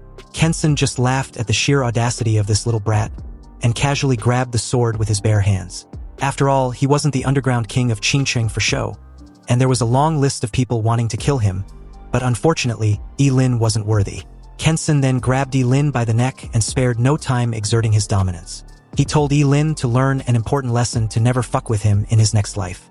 Kensen activated a heavy power skill named the Breaking Gasp and crushed Lin's throat without breaking a sweat. He drops Lin's lifeless body to the floor without a backward glance, annoyed for wasting his time dealing with such worthless inconvenience. However, to his shock, the little fucker wasn't dead, but even had the energy to get back up. And on top of that, all the injuries on his body seems to have been healed somehow. Kensen questioned how it was even possible. Lin was super dead. He made sure of it. On the other hand, Lin just scoffed at Kensen's temper tantrum. Why would he be dead when he hadn't even had any fun yet? Lin sacrificed his left eye and activated the curse spell, the Eyes of External Freeze. He froze Kensen's legs within an ice prison, and this freaked the hell out of the so-called underground king of Qingcheng. He questioned what kind of curse spell Lin used and why he couldn't move at all. Obviously, Lin ignored the question and asked one of his own. He wanted to know where President Ji was. Kensen refused to reveal where he was keeping President Ji as a hostage, and Lin made him pay dearly for it. Activating his burning reincarnation, Lin set the poor bastard's arms on fire, and the flames burned them wildly as he wails like a woman in labor. However, during Kensen's wailing session, a dull thud sounded as knees hit the floor behind Lin. Miss Chen, pointing a loaded gun at the back of a tied-up President Ji, demanded that Lin let his lover go. Otherwise, she will kill President Ji. Seeing this, Lin casually remarked on how Miss Chen wants to be all righteous for her man. He extinguished the flames and suggested an exchange of hostages. Miss Chen immediately pointed the gun at Lin the moment he started to slowly approach her. She warned Lin not to come close or she will shoot. Lin questioned Miss Chen if she didn't want to exchange hostages. Arrogant as always, Kensen stated that he didn't need a woman to save him. However, he still wanted to protect Miss Chen, so he told her to get out of there. But the damn woman didn't listen and suddenly pulled the trigger, firing 3 shots that hit Lin squarely in the stomach, chest, and left shoulder. He drops to the floor as Chen rushed to Kensen's side. Kensen calls her a fool for not leaving like he told her. The little brat she just shot wasn't dead. This revelation shocked her greatly, and at the same time, Lin had already gotten up and made his way to President Ji's side. He then casually used the Eyes of External Freeze curse spell and froze both hands of Miss Chen together with her gun. She couldn't hide her shock as the only thing fueling her fake bravado got neutralized real quick. And the moment Kensen pleaded for her, demanding Lin come at him and leave her alone, his head was cleanly severed from his body. Lin's blade flashed with a starlight, and Kensen's desperate pleas stopped abruptly as Lin just coldly remarked that he was being noisy. The underground king of Qingcheng died with his eyes wide opened, and Miss Chen just stared at the scene in absolute disbelief, unable to comprehend what she was seeing. With tears in her eyes, she let out a scream. Lin just straight up ignores her as he made his way to President Ji's side with an expressionless face. Miss Chen, in a defeated tone, questioned if Lin plans on killing her too. Hearing this, Lin just sighed, carried an unconscious President Ji on his shoulder and walked off. He told Miss Chen to not have such silly thoughts because he doesn't kill women, and if her lover hadn't kidnapped President Ji, he really wouldn't have been his enemy. He then tells her to leave the building. Miss Chen was speechless upon hearing this, and it's unclear whether she listened to Lin and left the building, because shortly after cleaning house, Lin incinerated the entire building with his hellfire, leaving no evidence which could be traced back to him. The entire black market was shrouded in karmic fire, turning into a sea of fire. And with that, the once largest sinful city in Qingqing officially came to an end. The very next day at the Ji family's residence, President Ji finally woke up after his treatment. Lying in bed with his whole body wrapped in bandages like a mummy, President Ji was fortunate enough to have his severed hands also reattached and healed. Ji Lingyu burst out in tears seeing his father finally awake. He thought he would never see him again. President Ji comforts his son, reassuring him not to worry. As long as he was still alive, the Ji family will be fine. Then, his gaze shifted to Yi-Lin with evident doubts and curiosity. He was comatose during the whole incident and didn't know what really happened.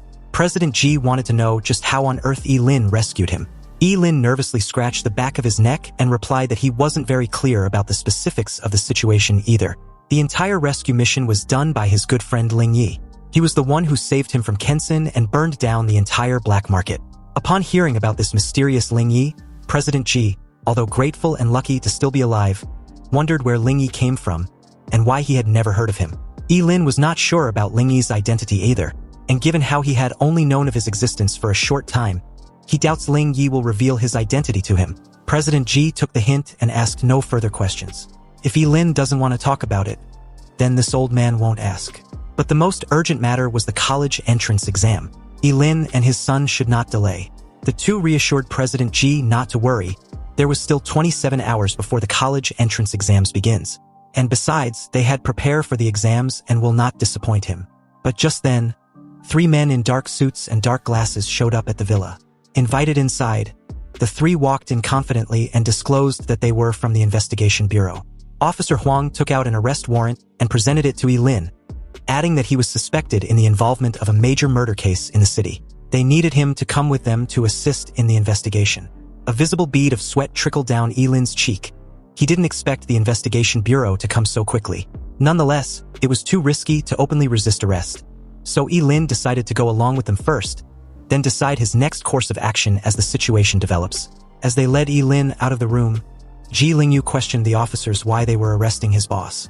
The officers remained silent as Yi-Lin just casually stated that the two should remember to pick him up at the investigation bureau. President Ji reassured Yi-Lin not to be afraid. He will find the best lawyer who can definitely get him out. Meanwhile, as the scene shifted the Zhuge family's villa, Zhuge Qianqing knocked and informed her daughter at the door that there has been another news about Ling Yi, the guy she has been damn near obsessing over. Hearing this, Zhuge Nini got all excited like she'd received the best news of her life.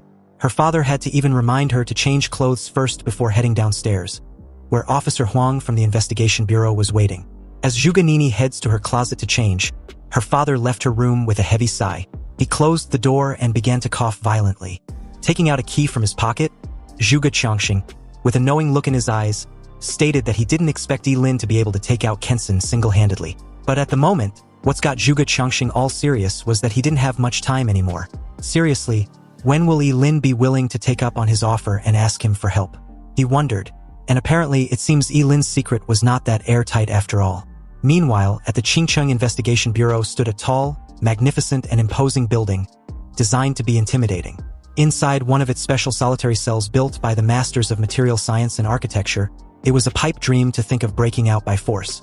Yi-Lin sat in the only chair in the cell as the iron door slowly opened, revealing a man with his face concealed by the shadow casted.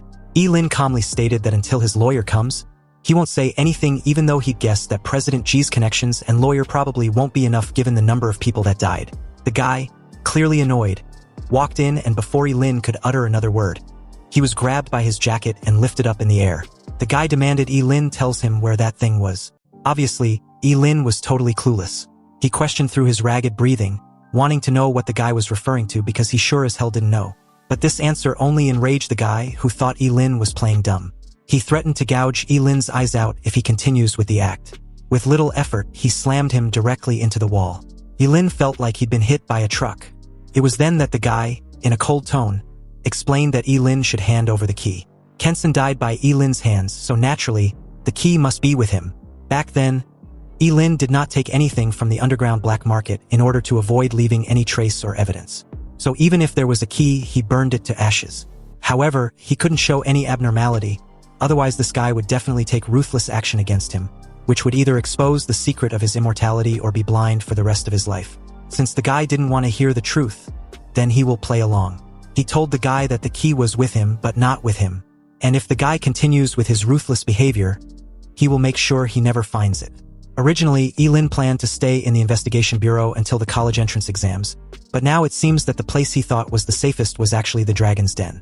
He never imagined that the deputy director of the investigation bureau was actually connected to Kensen. Realizing this, he still had the balls to demand that the guy takes him out of the investigation bureau before anything else. He gritted his teeth when the guy grabs him by the hair and gave him a solid punch on his left cheek. Lin spat out fresh blood as he silently comes to terms that the officer had no martial or moral ethics. The guy coldly asks if Lin was sure he wants to leave the investigation bureau at this time, because he will become a wanted criminal and definitely won't even be able to take the college entrance exams. Lin pursed his lips. It seems as if this was really a dead end with no chance of breaking out of it at all. In his opinion, the strength of the tall and thin man in front of him was even more terrifying than Kensen. Whether he fought or fled, he obviously wouldn't stand a chance. On the floor, he raised his hand for a timeout. He wants to make a call.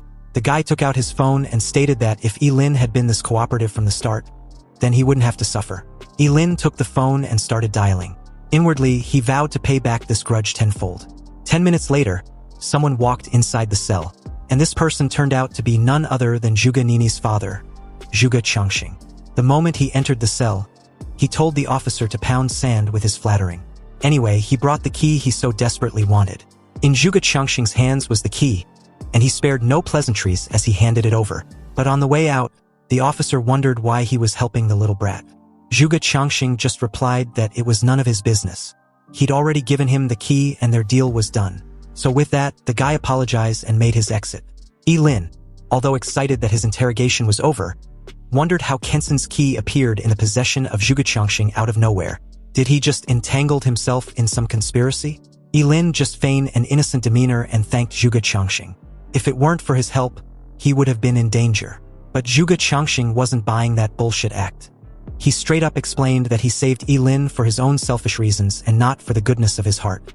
Besides, if the secret of his immortality was made public, all the powerful people in the entire daxia, and probably overseas, will come to kill him. This revelation was like a sledgehammer hitting Lin in his freaking face.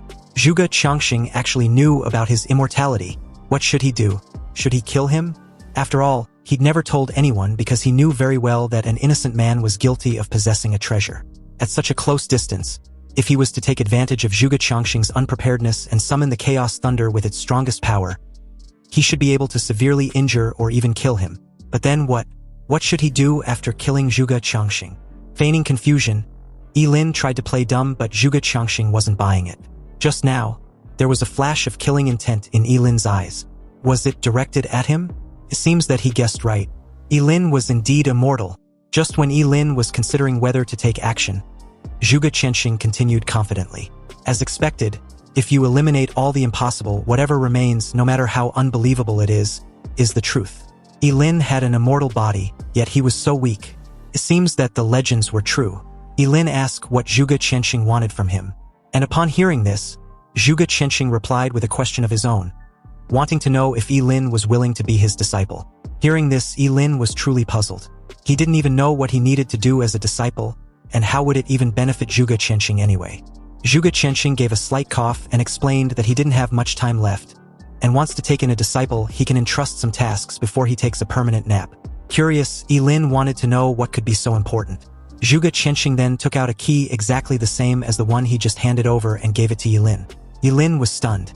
Could it be that there were two keys? As if seeing Lin's confusion, Zhuge Changxing explained with a smile that he gave a fake one to the officer. It was made with great effort by an old blacksmith friend of his. Anyway, the key was the real ancient key of the apocalypse. Lin couldn't help but look at the key in his hand. The whole key was made of bronze and had spots of rust on it, but it contained an ancient and mysterious aura. You see, this world originally had no monsters or job changers, until the day the Gate of Apocalypse descended, and 7 ancient artifacts of origin fell out from behind the Gate of Apocalypse and scattered around the world. Each of them had completely different abilities. The first 7 people who obtained the ancient artifact of origin became an extremely powerful forbidden existence in their own rights. After the Gate of Apocalypse opened, changes began to occur in the entire world. Humans were able to change their jobs, and all kinds of strange and powerful monsters and copies appeared one after another. During this period, countless horrific wars broke out between humans and monsters, and between humans themselves. Even the ancient artifacts of origin were shattered. Now, the existence of the ancient artifacts of origin was just a legend. And this ancient key of apocalypse is the key to opening the door of apocalypse. Zhuge Qianxing asked again if Yilin was willing to be his disciple and help him. Yilin thought for a moment. Now that Zhuge Qianxing knows his secret, it was not like he had a choice. Yilin accepted to be Zhuge Qianxing's disciple, but he was not sure he could accomplish the task his master just asked. Zhuge Qianxing laughed and placed a hand on Yilin's shoulder. When did he become so humble? With his current strength, if he enters the Supreme Academy to further his studies, his future will be immeasurable. But before anything else, there was one more thing Zhuge Qianxing wanted to entrust to Yilin. What is it? Yilin asked with evident curiosity in his eyes. Zhuge Qianxing gave a slightly awkward smile and wants Yilin to take good care of Zhuge Nini after he dies. Yilin should protect her from getting bullied.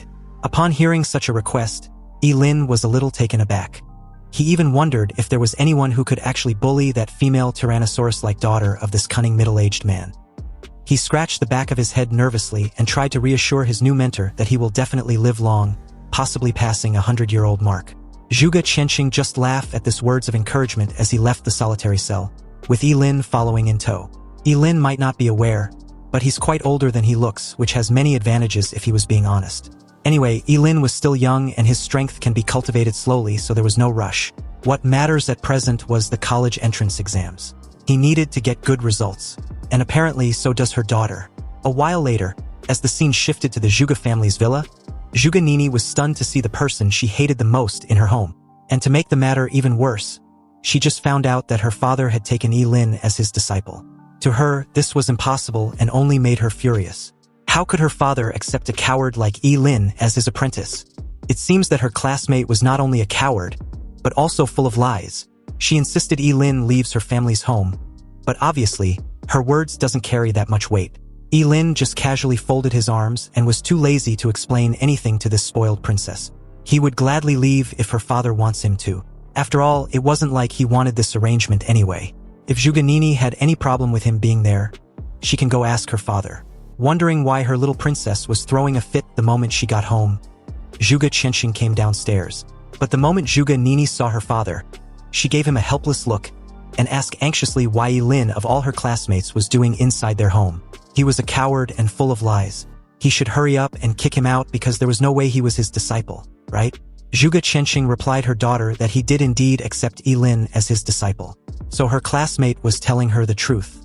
But before Zhuge Qianxing could explain the reason for his decision, Zhuge Nini, incredulous, cut her father off and asked if he was crazy.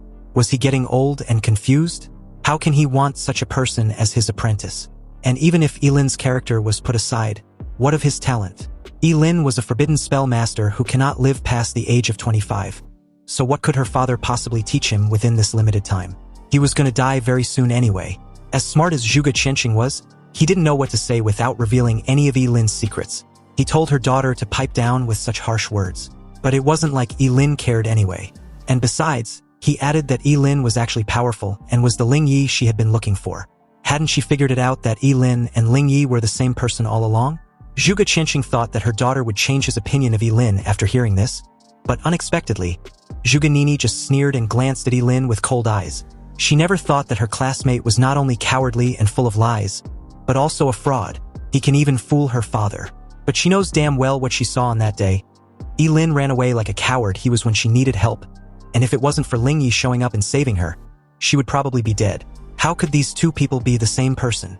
They look and behave nothing alike. You see, for people like Zhuge Nini, once they determine something and becomes obsessed over it, it's almost impossible to get them to realize otherwise even when it smacked them in the face.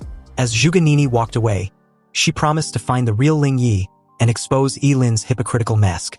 Yilin walked over and asked Zhuge Qianxing whether he should follow her daughter and protect her from a distance. Zhuge Qianxing smiled bitterly and shook his head. There was no need. No one would dare to touch her in Qingqing. Also, Yilin shouldn't take her daughter's words to heart. She was not bad by nature, but a little paranoid. Zhuge Qianxing apologized on Zhuge Nini's behalf. This was also his fault for usually doting on her too much. Anyway, with the college entrance exams a few hours away, Zhuge Qianxing took out a wooden box and handed it to Yilin. Yilin opened the wooden box and found a mask as thin as a cicada's wing. Looking at the mask in the wooden box, Yilin felt his scalp tingling. This was not a mask at all, it was clearly a human face, a lifelike face, as if it had just been peeled off. Zhuge Qianxing called the mask the illusion face, a little item made by his old forger friend. As long as Yi Lin puts on the illusion face, he can become another person entirely, with both his voice and aura also becoming completely different. With this, if his disciple wants to attack with all his strength in the future, he can just put on the illusion face and go all out without the fear of being exposed. Yi Lin's eyes suddenly lit up. Although this item did not increase his combat power, it could indeed be of great use to him at critical moments. He thanked Zhuge Qianxing, and in that moment, Yi Lin felt that being a disciple wasn't so bad after all. The very next morning, which happens to be the day of the college entrance exams, Yi Lin walked into Qingqing Academy and came to the waiting area, an open field where all the candidates had gathered to be taken to the exit of the city gate by the school leaders. As soon as Ji Lingyu saw Yi Lin, he rushed over excitedly, relieved that his boss made it. Ever since Yi Lin saved his father, Ji Lingyu had fully and openly accepted Yi Lin as his boss and true friend. He also heard from his father that Yi Lin had become Zhuge Qianxing's disciple. To the public, Zhuge Qianxing had taken the blame for Kenson's demise and the destruction of his underground black market. When Zhuge Nini heard this a few distance away, she snorted coldly and glared at Yi Lin. She truly believed that her father was deceived by her classmate. Without a doubt, Yi Lin was just a fraud and a despicable guy. As soon as Zhuge Nini said this, the faces of the crowd changed, and the looks they gave Yi Lin became strange. Originally, they were envious of him for being a disciple of Zhuge Qianxing, who was a powerful astrologer and a famous figure in Daxia Kingdom. But now, based on what his daughter just implied, it seems that there was more to what they previously knew. Ji Lingyu frowned and pointed an accusatory finger at Zhuge Nini, questioning if she had any evidence to back up what she just said. She was not allowed to slander his boss without any proof. Also, how can she even openly disrespect her own father for choosing an apprentice? Was she more insightful than her father? For the first time, Zhuge Nini was put on the spot, but she still didn't back down. She may not have any evidence at present, but that doesn't mean Yi Lin wasn't a fraud who stole Ling Yi's name and was actually pretending to be him. Yi Lin should just wait, his fraudulent days are numbered. Once she finds Ling Yi during the exams, she will expose his true identity to the public and everything will be revealed. Just then, the transportation vehicles arrived. More than a dozen buses were neatly lined up in a row and parked in front of the gate of Qingqing Academy. These buses would take them to the city gate. The moment Principal Gao alighted, he welcomed and congratulated everyone for becoming a powerful job changer. Whether they can enter a good university will determine their future prospects. The rules of the college entrance exams were the same as in previous years. And although this exams was important, it was not worth their lives, which should always be their top priority. With that said, Principal Gao hopes each student gets good results. And the crowd immediately cheered and promised to do their best. They got inside the bus and arrived at the city gate half an hour later. A huge city wall with a massive gate dozens of meters high and wide enough for several buses to pass through simultaneously. It was majestic and solemn, with intricate lines and patterns carved on it. Every stroke looked deep and mysterious. Under the sunlight, the outline of the city wall was clearly visible in the sky, which made most of the students do a double take when they saw it for the first time. This was the Great Wall that separates Qingcheng from the wilderness, keeping all those powerful and terrifying monsters outside the city gate. Buses from several other high schools also arrived one after another. 10 minutes later, all the graduating students from the various high schools in Qingqing alighted from their respective buses and gathered at the city gate. The moment Yi Lin got out from the bus, he reminded Ji Lingyu to follow him and stick to their original plan. A guard stood in front of the crowd and reminded the students that the entrance to the exams was outside the city gate. Once the city gates are open, all the candidates needed to cross about 10 kilometers of uninhabited wilderness to reach the entrance to the college entrance main exams. If any of them encounter fierce monsters, how they can survive depends on their strength. However, if they can't resist any of these dangers during this period, they should remember to give up immediately. With a creaking sound, the huge city gate slowly opened to both sides like two walls, and as soon as the city gate was opened, many candidates rushed out impatiently, including Yi Lin and Ji Lingyu. In order to defeat Yi Lin and win a bet she made with her father, Zhuge Nini was among the first batch of candidates to rush ahead, as some of the candidates stayed at the back and waited quietly, not in a hurry at all. The first batch of candidates rushing out may not necessarily reach the entrance faster, but they will definitely encounter ferocious monsters sooner.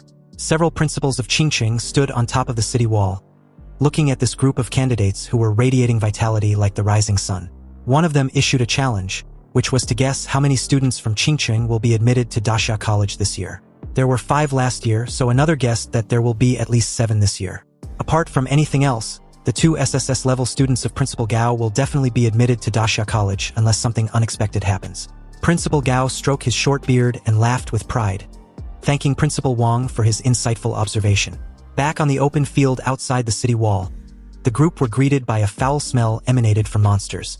This stench was mixed with the smell of fermented blood. Many candidates even vomited when they smelled it for the first time. Suddenly, a roar of a monster resounded nearby, and with that sound, a giant lizard more than 3 meters tall, covered with hard red scales, suddenly appeared.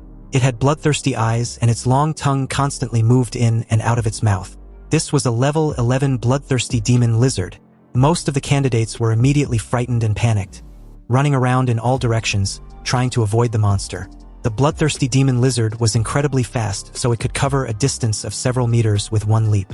It caught up with several fleeing candidates in the blink of an eye. Its claws were as sharp as steel knives, and as it tore through the fearful crowd, blood splattered everywhere with just a single swing of its claws. Sharp screams echoed throughout the field. The principals on top of the city wall seemed extremely calm, staring at the candidates running away or being scared silly. They were a bit disappointed that their students were scared of just a level 11 bloodthirsty demon lizard, and started comparing them to subsequent years. With so many people, if everyone were to use a skill, the bloodthirsty demon lizard could be bombarded to death with an overwhelming attack. Anyway, it was in this moment that Lin rushed towards the bloodthirsty demon lizard with the falling star warblade in his hand. He activated the Yangsho sword technique, and 4 bright sword slash flashed in succession.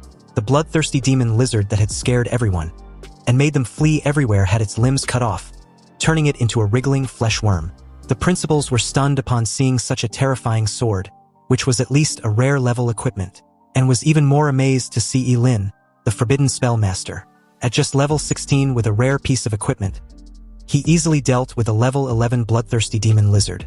However, they were also curious as to why Lin didn't kill the monster. Just when everyone was confused, Lin calmly called Ji Lingyu over. Ji Lingyu rushed over excitedly with a sword in hand. Obviously, the bloodthirsty demon lizard had no ability to resist at all, and was killed by Ji Lingyu without any trouble. The two were rewarded with 40 experience points each for their combined effort to kill the 11th level bloodthirsty demon lizard. Everyone was stunned at the outrageous scene before them. They now understood why Lin only cut off the limbs of the monster but did not kill it. Lin had become Ji Lingyu's tool for leveling up. In that moment, most of the candidates had an impulse to rush up and hug Lin's thighs tightly, and beg him if he needs another lackey. Under the envious gazes of the crowd, Lin and Ji Lingyu did not rush into the college entrance examination training hall, but swept all the way to the right. Meanwhile, Zhuge Nini watched the two nearby with a calculative look. Since the experience points will be shared if a candidates choose to form a team, she was sure she could surpass Lin this time around. In her opinion, the reason why she was crushed by Lin in the novice secret realm was purely because she was not serious enough. But she would not give Lin a second chance.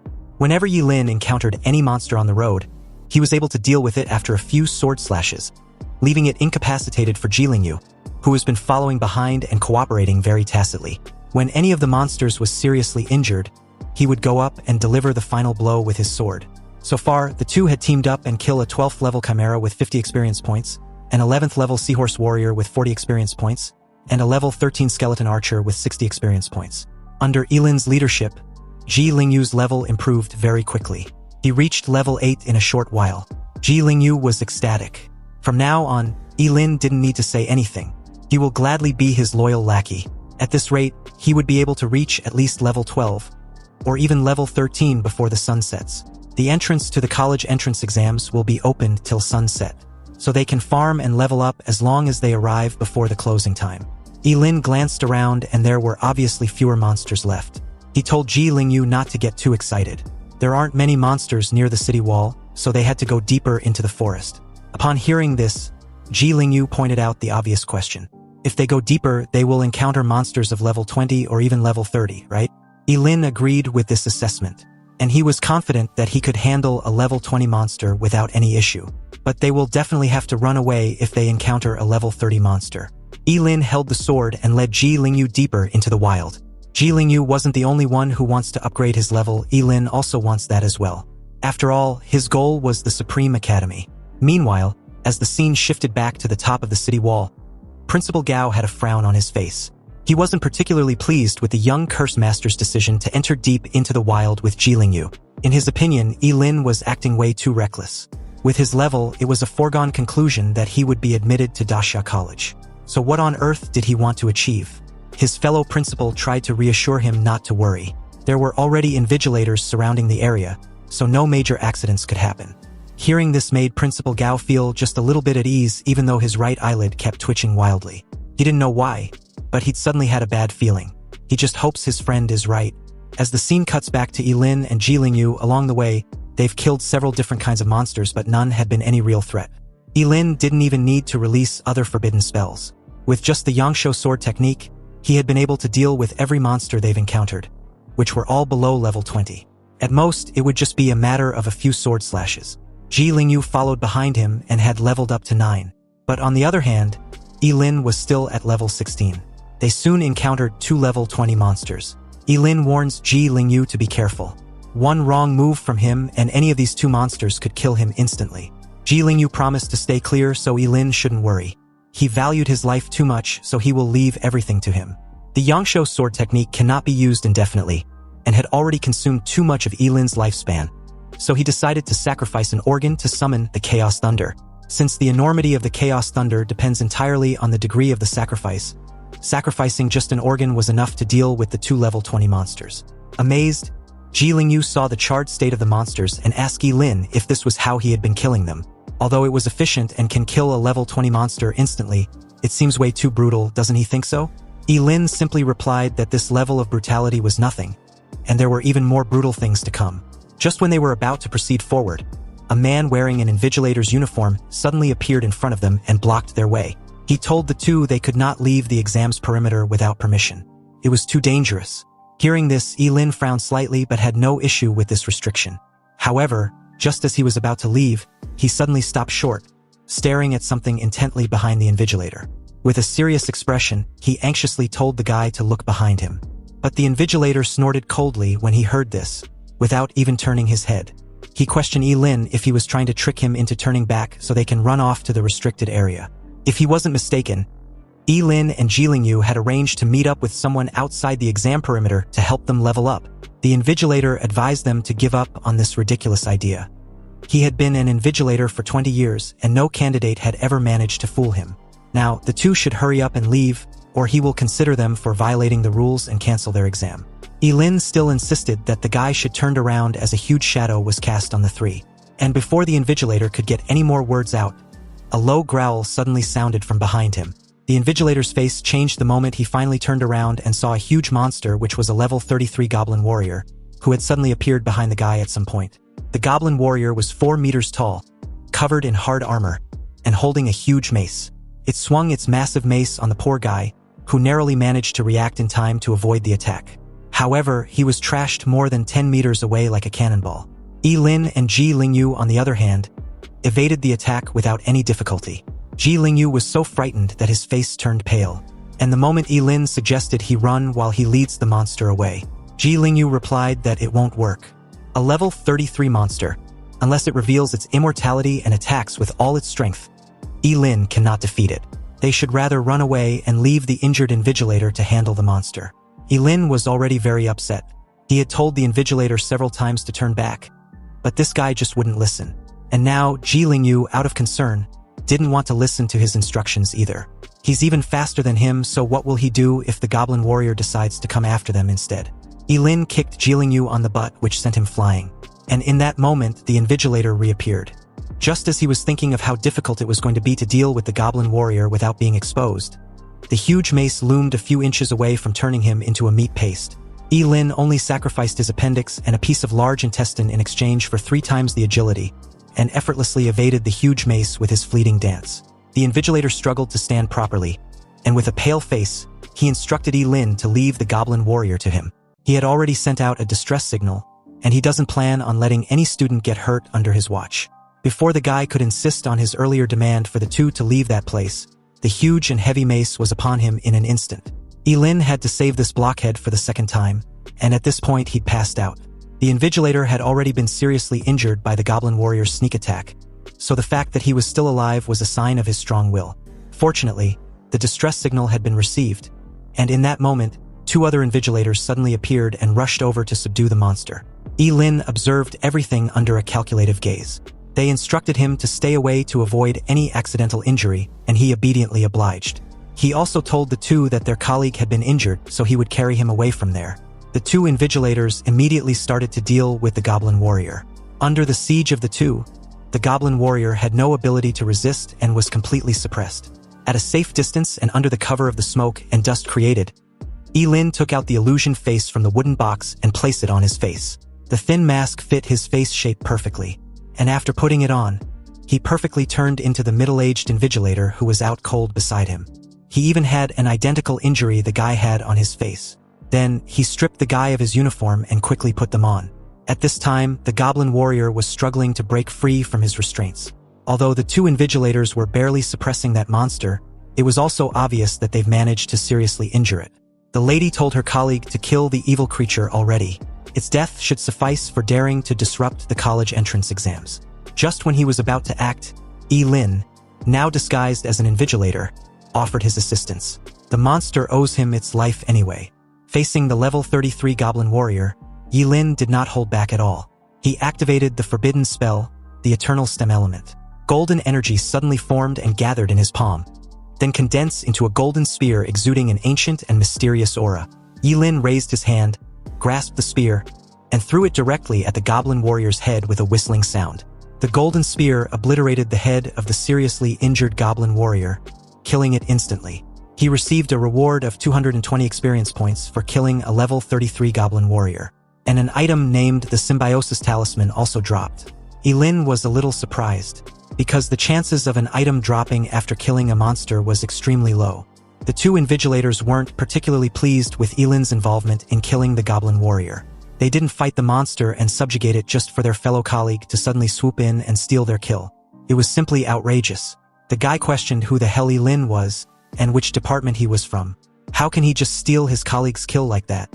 Lin simply replied that his act of kindness didn't warrant his name or info. The 2 should just call him a kind man and shouldn't beat themselves up. So with that, he walks off. The guy was still pissed off about the entire encounter when the lady told him to forget about it for now. They needed to maintain order until the exams was over. Then they can settle the score with him. Obviously, Lin wasn't the least bit bothered when he overheard the 2. After all, they wouldn't be able to find him once he takes off the mask. Lin's current location on the map's layout showed he was still deep within the uninhabited wilderness, with just about 1/3 of the journey to cover. He returned the clothes and exam certification badge to the unconscious invigilator, then changed into his usual outfit as he keeps reeling about how great the illusion face mask was. The item drop was also incredible when used properly.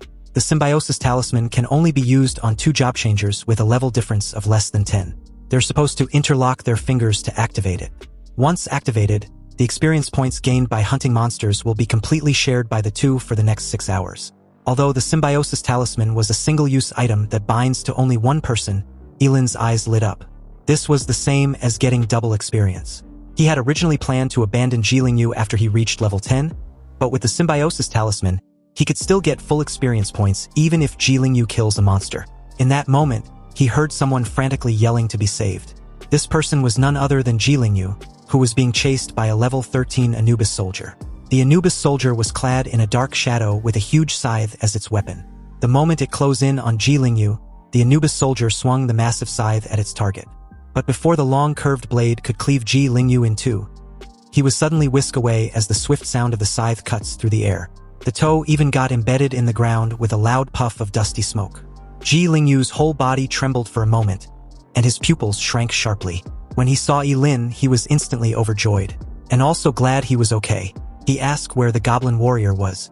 Lin told him not to worry, the goblin warrior has been killed by the other 2 invigilators. Lin reached out with the Symbiosis Talisman in hand, and told Jilingyu not to move his hand under any circumstance. He interlocked his fingers with Jilingyu's, clasping them tightly. Jilingyu completely misunderstood the situation as a blush creeps on his cheeks. No wonder Lin didn't like any of the maids when he was at his villa. So this is what his boss likes? Jilingyu was struggling to comprehend this when Lin snapped him out of his thoughts. When he was done using the Symbiosis Talisman, Lin was stunned for a moment when realization dawned on him. Looking at Jilingyu in surprise and suspicion, he cursed loudly and told him to scram. Seriously, What the hell was he spacing out for at a time like this? Even the Anubis soldier on the opposite side seemed stunned, trying hard to comprehend what was happening. Yilin unsheathed his sword and slashed at the Anubis soldier, killing it in one swift motion. Only the scythe was left on the spot. Under the effect of the symbiotic talisman, Yilin and Ji Lingyu both gained 130 experience points. Ji Lingyu was overjoyed, amazed at how incredible the symbiotic talisman was. Where did Yilin get this item, because it was a treasure that money couldn't buy? Anyway, now that the symbiotic talisman was in effect, Ji Lingyu should leave and hunt monsters by himself. Because Yilin sure as hell ain't gonna hunt monsters with someone who has such disgusting thoughts. Yilin couldn't even look in Ji Lingyu's direction. Ji Lingyu explained that it was just a misunderstanding. He's actually a straight dude. However, Yilin wasn't having it. He told him to stop following him and scram. They needed to level up on their own to maximize the effect of the shared experience. Ji Lingyu reluctantly agreed with this assessment, but he did inform Yilin that there weren't many monsters he could deal with alone. Yilin was already aware of this but still left without any hesitation. Ji Lingyu just need to stay alive. With invigilators blocking the periphery, the students did not encounter any monsters above level 25. Yilin used his fleeting dance to move through the uninhabited wilderness at an extremely fast pace. And with his Falling Star Warblade and the Yangsho sword technique, he started a massacre. He did not need to use other forbidden spells. Just the Yangsho sword technique combined with the 300 points of strength added by the Falling Star Warblade was enough to make him dominate the entire exams. He was also mindful not to do anything too conspicuous. When he encountered a monster of a lower level than him, he would kill it with one strike. When he encountered a monster of a higher level than him, he would pretend to fight with it and then kill it with 2 to 4 strikes depending on the level. He suffered a lot of injuries during this period, but under the cover of the healing skills of the twin yin-yang bracelets, he directly used his immortal body to recover without any suspicion. Even under the presence of other students, he continued to kill monsters and used his immortal recovery. While other students run for their lives when facing monsters above level 15, Yilin did the opposite. He even charged in against a level 20 Minotaur which could kill him in an instant. He was actually excited that the Minotaur and any other monster of higher level was being left like a plague. Ji Lingyu on the other side was stunned, because from the beginning of the exams till now, his level has been rising rapidly. He knew without a reasonable doubt that his boss on the other side must have been killing monsters indiscriminately like crazy, because under the effect of the symbiotic talisman, their experience points were obviously shared. Meanwhile, as the scene shifted back to Principal Gao and the other important figures of Qingcheng, they were currently watching Yilin's battle with the level 20 Minotaur. Although they've seen some strong candidates who choose to brush up their levels before entering the teleportation gate of the college entrance exams, this was the first time someone had actively searched and chased monsters relentlessly to annihilate. Principal Gao had a regrettable expression on his face. He was sure if only Yilin wasn't a forbidden spellcaster, the city of Qingcheng would have had another peerless genius. Seriously, a job changer who can sweep away monsters in the uninhabited wilderness would have surely been a powerful existence who could suppress any opponent as long as he grows up. But a forbidden spellmaster would never live past the age of 25. His fellow principal told him to look on the bright side. Since all the monsters inside the test area were almost killed by Yilin, he'd actively made sure the number of candidates from Qingcheng taking the main exams this year had increased significantly. At this time at the city's gate, the students who waited patiently for the eager candidates to clear the outskirt forest looked at the empty field outside the city's wall with smug expressions on their faces. A young man who was waving a fan even grinned and comments on the benefits of leaving the city at this point. Once the monsters had been dealt with by those who rushed out quickly, they can leave much more easily. The entire journey from the city gate to the teleportation gate of the main exams was 10 kilometers. They had already walked halfway and had not run into any monster. Now, they just need to hurry and hope they don't encounter anything unexpected. Yilin on the other side was done hunting monsters when he failed to spot a single monster in sight. He decided to head inside the teleportation gate. Although his level was now at 18, he was a bit disappointed he couldn't get to level 20 before the main exams. Anyway, the portal for the college entrance examination was like a huge gate of light, quietly suspended in the sky, emitting a soft light. As he approached the portal, he could feel a mysterious force fluctuating. It was the fluctuation of space magic, which could instantly teleport anyone to another place. Yilin stepped in, and the scene in front of him disintegrated. When everything came back into view, he had appeared in a huge blue stone square. 10 towering stone pillars stand around the blue stone square, each of which is engraved with ancient runes, revealing a sense of vicissitudes and mystery. In the center of the square, there was a huge stone tablet with the words, College Entrance Examination Training Ground, largely engraved on it. The handwriting was simple and ancient. Yilin looked around and saw that the square was crowded with so many people. When Jilingyu saw Yilin, he rushed over, all excited, and even tried to hug him. Yilin immediately pushed him away with disgust. But Jilingyu didn't care. He was so excited that he was incoherent. His current level was 15. Yilin would always be his one and only dear boss. He was just so awesome. If nothing unexpected happens with his current level, it was almost certain that he will be admitted to Dasha College. A while later, Zhuganini appeared there with a gloomy expression. Her current level was 14, so she thought she was only 2 levels short when compared with Yilin. Anyway, it wasn't a big deal because she could make up for it with her skills and abilities. As time passed, the sun cast its last rays of light, and the teleportation gate was closed completely. At the same time, hundreds of invigilators appeared in every corner of the square, monitoring the movements of all candidates in there. As a middle-aged man appeared silently in front of the stone tablet in the center of the bluestone square, he ordered everyone to pipe down.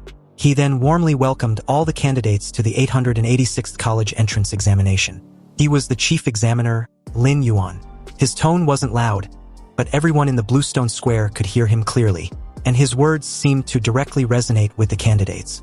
He confirmed what the examinees already knew, that the outskirt forest was just an entrance pass to the final exams, and only those who survived the journey and made their way there were allowed to take the final test.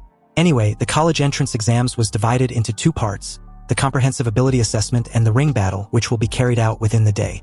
The comprehensive ability assessment has a total of 10 stages, and the maximum points for each stage was 10. Also, each candidate will be assigned different assessment content according to their profession. They can quit early or complete all of them.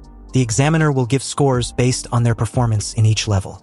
Only candidates who have passed with a score of 85 points or above are eligible to participate in the ring battle. A victory in the ring battle will earn the candidate 10 extra points, with a maximum of 150 points. The competition will determine the top scorer in this year's college entrance examination. In the comprehensive ability assessment and the ring battle, they can use any equipment, but they are not allowed to use any special item. Also, any violators will be disqualified from the assessment, and that's all for the rules of this assessment. The expressions of all the candidates became extremely solemn as they queue up into groups of 10 and enter the assessment room. The comprehensive ability assessment was about to start. As soon as Lin Yuan was done, the 10 towering stone pillars standing on the bluestone square each opened a portal. All the candidates entered the stone pillar one by one. When it was Yilin's turn, he took a step forward and appeared in a closed all-metal room with numerous electric sparks sweeping across him. The time of the main exams had finally come, and it was up to him to write his fate how he chooses. The chief examiner, Lin Yuan, stood quietly on the bluestone square, looking at the 10 stone pillars. Behind him stood several middle-aged men with powerful auras. They were all deputy examiners of this year's college entrance exams. Among them was a woman in a blue long dress. Although she was old, the woman was well-maintained, with a slender figure and a short hair which gently fluttered in the wind. Her name was Su Changxin, and she was a supervisor from Dasha College. She walked over to Lin Yuan's side and apologized for being late. Lin Yuan smiled slightly, looked at the woman with respect, and replied that there was no need. She was just in time actually. Su Changxin asked if there has been any outstanding candidates so far. Lin Yuan replied that there's been a few, especially a student named Yilin who was already level 18. Lin Yuan pulled Yilin's info and showed it to Su Changxin. She was quite impressed with Yilin's level, and stated that he was already qualified to be enrolled into Dasha College. However, when she saw Yilin's profession, she couldn't help but frown. It was quite a shame.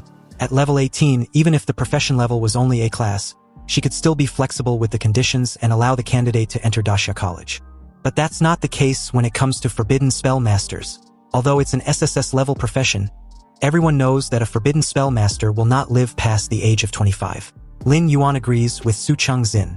It's indeed a shame. If Yilin wasn't a forbidden spell master, a real dragon would have appeared in Qingcheng. Just as the two were discussing Yilin's score, a mechanized voice announced that the candidate Yilin was done with the first stage of the comprehensive ability assessment. His level assessment was a full score. The second stage of the comprehensive ability assessment was the three-dimensional attribute assessment, and candidate Yilin was instructed to place his hand on the test ball. When he did, his strength was displayed as 480, agility of 270, and mental spirit of 1199. An examiner couldn't help but complain. He couldn't comprehend how a forbidden spellcaster had a strength of 480. He then wondered if Yi-Lin had an equipment that increases his strength. And if he did, why would he need that much strength as a forbidden spellcaster? Did he want to brawl with other candidates? Another agreed that 480 points of strength was indeed weird because it already exceeds a lot of warrior class professions. Anyway, they'll know when Yi-Lin reaches the third stage because he will have to use his attacks on that stage. The third stage of the comprehensive ability assessment was an attack assessment, and candidates were instructed to use their strongest attack skill they had. When Yi-Lin heard this, his first reaction was to sacrifice all his organs to summon the world-destroying Chaos Thunder. But he knew that that godly performance was too shocking and would definitely expose himself. Besides, it was just a high-level exam, so it shouldn't be so exaggerated. But the power shouldn't be too small either, because he wanted to be enrolled into Dasha College with full marks in every stage. After thinking about it, Yi-Lin made a decision and sacrificed his tonsils to summon the most ordinary thunder. A bolt of lightning struck, and the dummies were blown into pieces. This was already his least powerful forbidden spell, yet the dummies had been destroyed. He wondered if they were just too fragile. Meanwhile, back at the Bluestone Square, all the examiners were genuinely stunned to see the wrecked dummies which were capable of withstanding any attack from job changers below level 25. Yi-Lin was just level 18, yet the dummies exploded from one hit just like that. It's obvious at this point that Yi-Lin used a forbidden spell, and since forbidden spells were known to be powerful, it made sense that the dummies would be wrecked. Lin Yuan couldn't help widening his eyes. He believed Yi-Lin was being too reckless with his life just to cast a forbidden spell in his final exams. Nonetheless, his performance deserves the full points. After he passed the third stage, the next 4 stages were assessments on agility, explosive power, sustained damage output, and escapability. But none of these stages could stop Yi-Lin at all. Under the astonished gazes of the examiners, Yi-Lin quickly passed all the stages with full marks. Lin Yuan continued to watch Yi-Lin's performance with a regrettable expression. He was truly baffled that Yi-Lin was still using forbidden spells like they were nothing. At this point, it will be a miracle if he even lives up to 20 years old. An examiner asked him if he wants to raise the difficulty level of the final stage for Yi-Lin. Lin Yuan wanted Su Changxin's opinion on whether Dasha College will accept Yi-Lin if he could get all full marks after increasing the difficulty. If Su Changxin agrees, then there will be no problem increasing the difficulty. Lin Yuan was even curious to see where Yi-Lin's limit was, because he seems to be able to handle the exams with ease so far. However, Su Changxin was very cutthroat. She apologized to Lin Yuan, but she's not on board with that assessment when it comes to Yi-Lin. From her perspective, Luo Jun, Wang Zhengguang, Zhu Ganini, and Ji Lingyu were more qualified to enter Dasha College. Her reason was simple: a forbidden spellcaster's strength is gained in exchange for his life, so Dasha College will just be wasting resources on him. Lin Yuan sighed in agreement. It was truly a shame. After passing the last level, Yi-Lin came out from the comprehensive ability assessment chamber to find other candidates doing the same. The Bluestone Square was bustling with students who were so excited that they shared their test results with their friends. Ji Lingyu, excited to have scored 96 points, couldn't wait to share the news when he spotted Yi-Lin. According to this results, as long as he win 3 more matches in the ring, he was sure to enter Dasha College. Yi-Lin, on the other hand, wasn't impressed. He asked why Ji Lingyu didn't get full marks. After all, he was already level 15, so the difficulty shouldn't be a problem.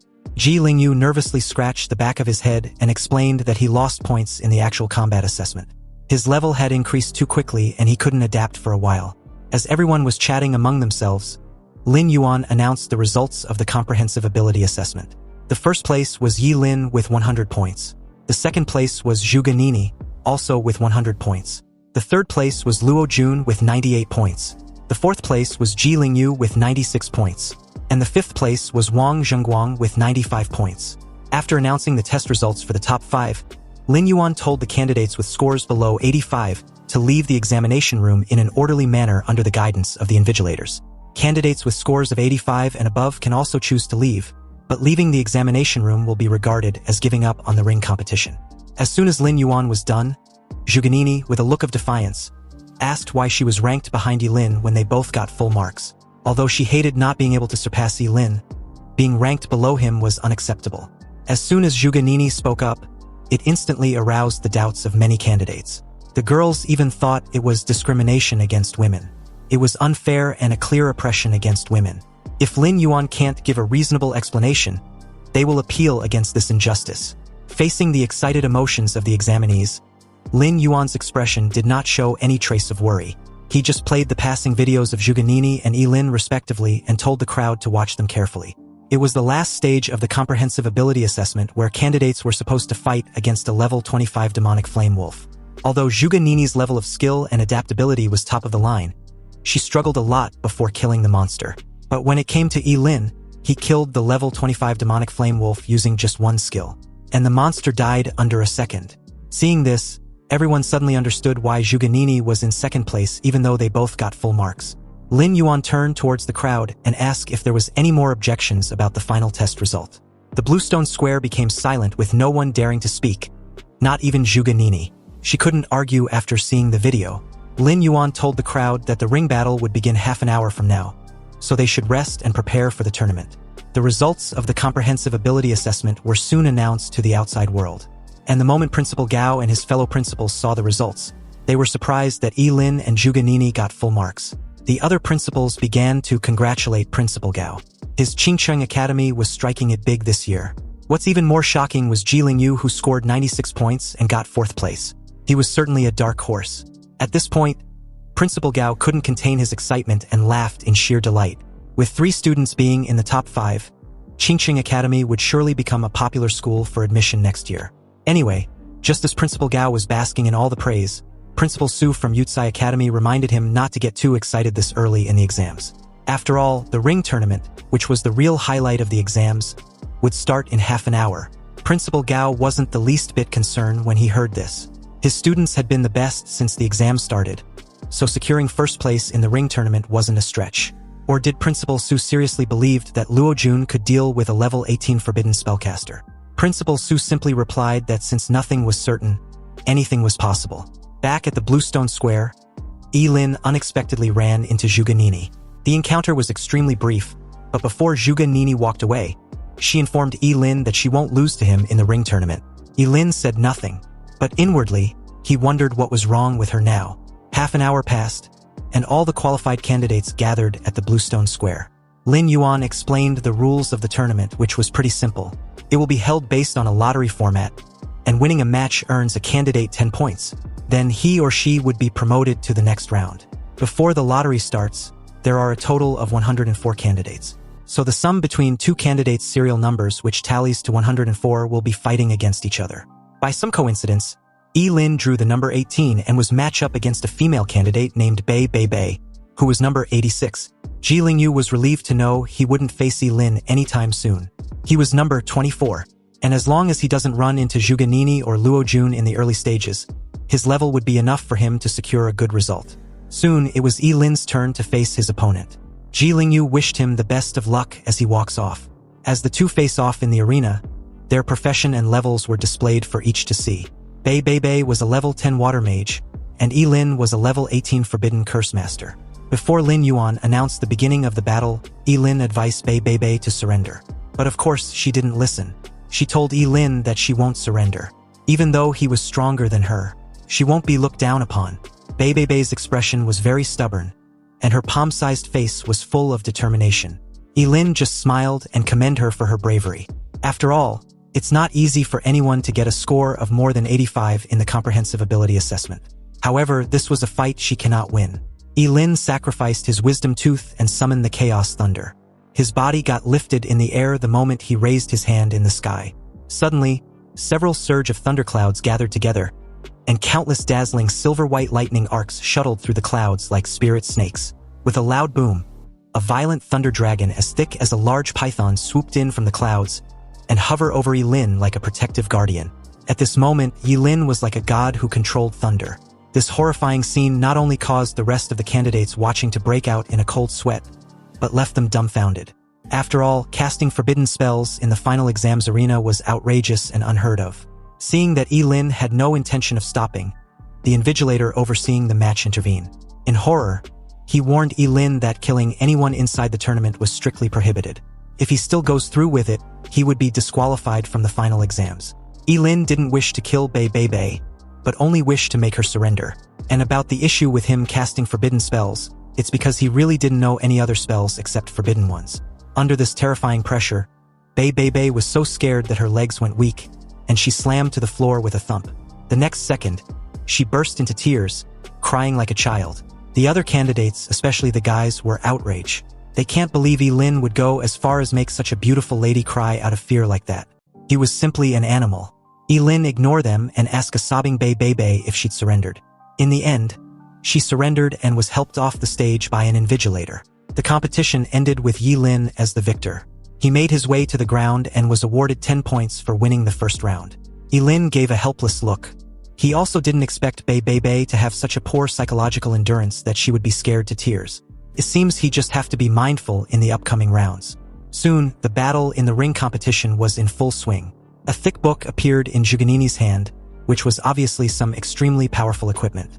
As the pages kept flipping, terrifyingly hot flames roared up and forced her opponent to retreat. Each of her skills was released with extreme precision, leaving no room for her opponent to operate. Soon Juganini defeated her opponent and won the first round. Luo Jun from Yutsai Academy held a black spear with a lifelike shadow dragon wrapped around the spear. Every time the spear was swung, the sound of a dragon's roar echoed throughout the arena. With dark, ominous eyes, he kept teasing his opponent before winning the matchup. Ji Lingyu was wielding a long sword, and with his current level, facing a level 8 opponent, he felt no pressure at all. So after a few sword strikes, he made the opponent surrender on the spot. With an SSS level Rainbow Blade profession, Wang Zhengguang from Experimental Academy was as fast as a ghost and could easily defeat his opponent in a flash. After a 10-minute break, the second round of the competition officially began. In this round, Lin's opponent was a sword cultivator with several long swords on his back. The guy, Chen Chengqin, had sharp eyebrows and bright eyes, a slender figure, and a weird temperament. But the moment he saw Lin as his opponent, his expression changed slightly.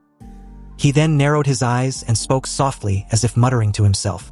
Chen Chengqin believed it might be a little tricky facing Lin, but he was confident he could win.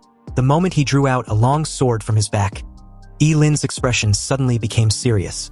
He didn't want to underestimate his opponent because the professions of job changers were all kinds of strange, and so was their skills. Their apparent level also do not represent their true combat prowess. Anyway, the way Chen Chengqin looked so confident, he must have extraordinary means.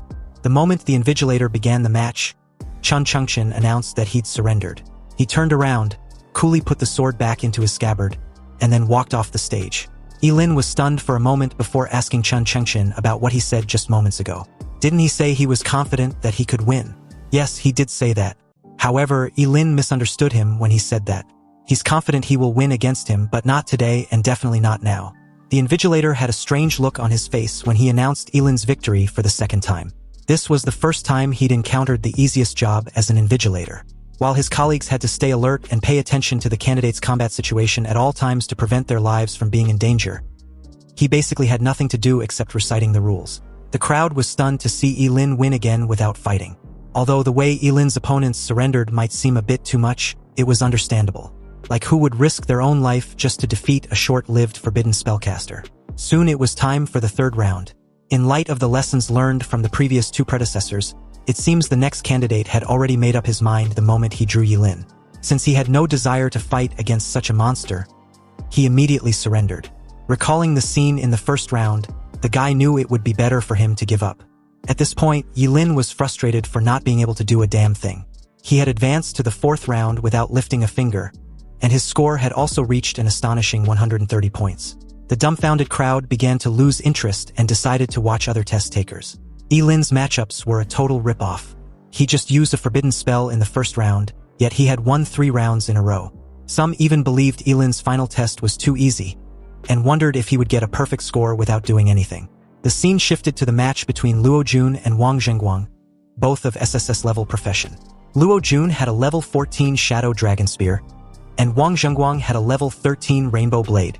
The moment the fight began, Wang Zhengguang, wielding 2 daggers, disappeared on the stage like a ghost. His speed and movements were that of an assassin, but Luo Jun's sharp eyes were able to easily keep up with his movements.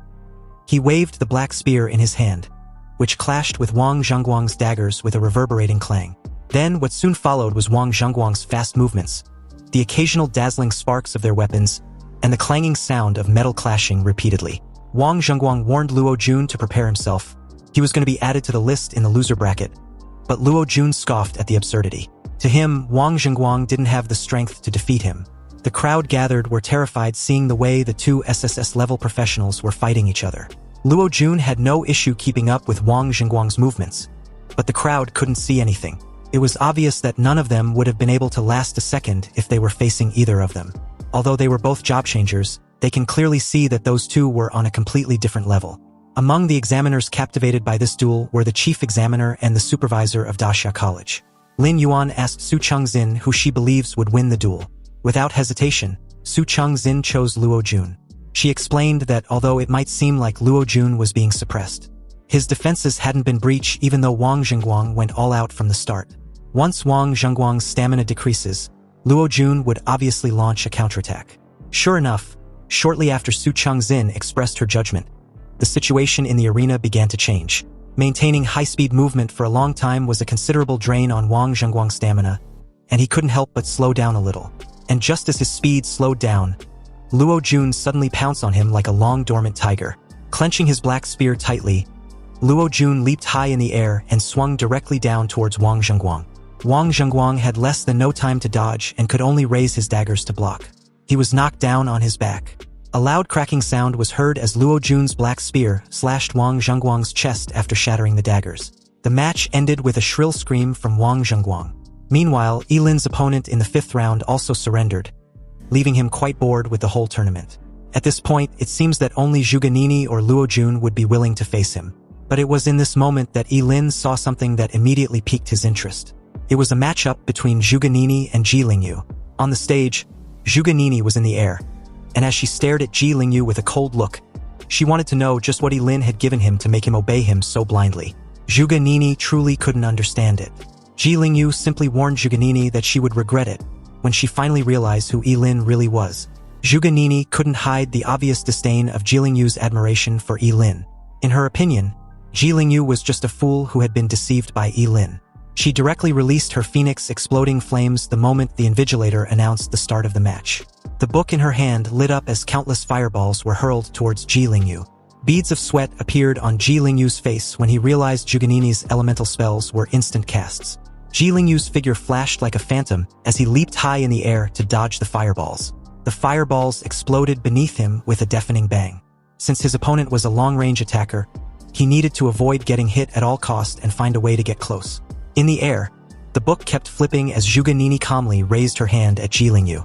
Suddenly, all the exploded flames merged into a massive sea of flames underneath Ji Lingyu and was directed towards him. Facing this indiscriminate attack, Ji Lingyu's eyes narrowed. He knew that this attack was unavoidable and he had to meet it head-on. He took a deep breath, grasped his sword tightly and raised it in the air. Using the slash sword skill, his sword energy flashed with a cold light as he cleaved through the incoming sea of flames. The violent flames was extinguished seconds after, forming a cloud of steam. Ji Lingyu was surrounded by the thick steam, panting heavily. It seems he was at his limit, yet he didn't want to surrender. He was determined to continue with the duel. Seeing this, Zhuge Nini called him an idiot. If Ji Lingyu wasn't going to surrender, then she wasn't going to hold back either. The book in Zhuge Nini's hand suddenly lit up in flames. And the moment she cast her next elemental spell, the red surging flame, an insurmountable wall of flames was summoned. The air in the arena suddenly became scorching hot. Ji Lingyu felt a horrible heat wave rushing towards him, almost suffocating him. Every time he took a breath, his nose felt like it was being burned. Ji Lingyu looked up and saw that Zhuge Nini was surrounded by flames. She then asked Ji Lingyu if he wants to surrender, but the fool still didn't want to. He even gave a subtle threat to which Zhuge Nini just brushed off as Ji Lingyu being overconfident. Ji Lingyu was clearly no match for Zhuge Nini, and everyone knows it at this point except him apparently. Su Chengxin calmly comments that Ji Lingyu was going to lose, but Lin Yuan was more concerned about his well-being. He instructed the medics to intervene when he saw that Ji Lingyu had no intention of backing down. Ji Lingyu's figure seemed extremely small as the massive flames engulfed him. The moment the flame touched his skin, he felt a sharp pain spread throughout his body, as if countless flaming blades were cutting his flesh. His clothes were ignited in an instant and turned into ashes, revealing his skin that was scorched by the flames. Yet he did not retreat.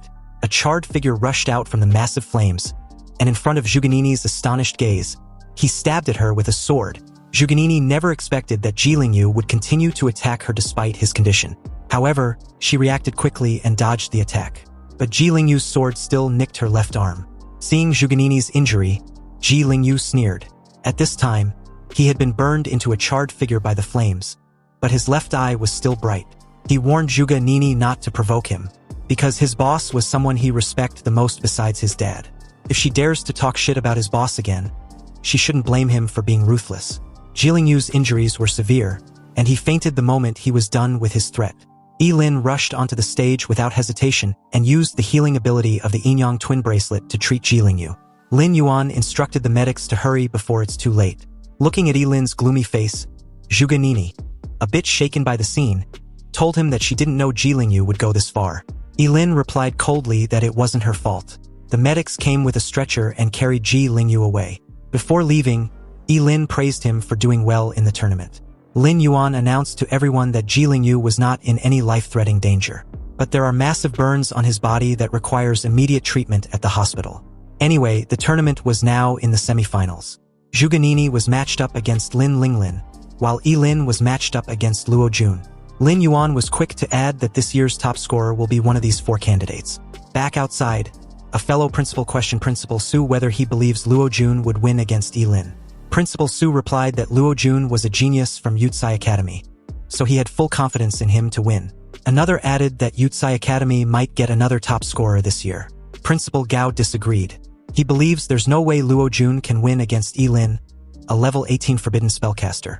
But Principal Su simply pointed out that since it was just a tournament, Lin won't really use forbidden spells continuously without disregarding his own life. Hearing this, Principal Gao pointed out that 2 of the 4 finalists were from Qingchang Academy, so Principal Su shouldn't get ahead of himself.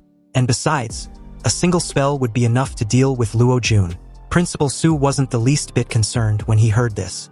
They will soon see who gets the last laugh.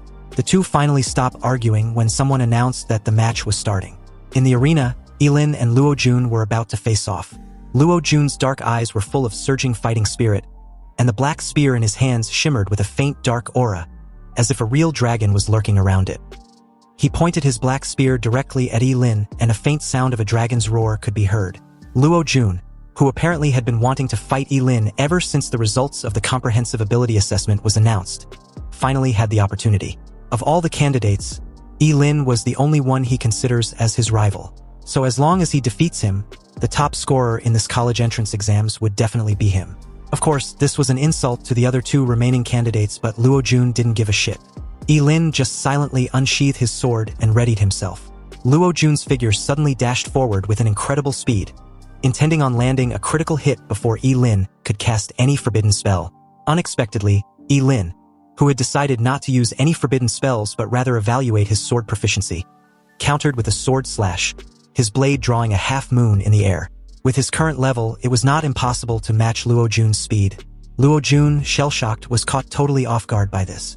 He had only seen Lin use his Chaos Thunder, and was expecting something similar or another forbidden spell. Instead, Lin was using a sword, and not only that, he happens to be skilled in close combat as well. This unexpected development certainly was absurd as a forbidden spellcaster. Anyway, after the two exchanged a few strikes, Luo Jun grew uneasy. Although the Yangshuo's swordsmanship may seem simple, each of the sword strikes contains immense power, and this terrifying power was constantly accumulating. Lin's warblade kept colliding with Luo Jun's black spear, creating a series of crisp metallic clang and sparks.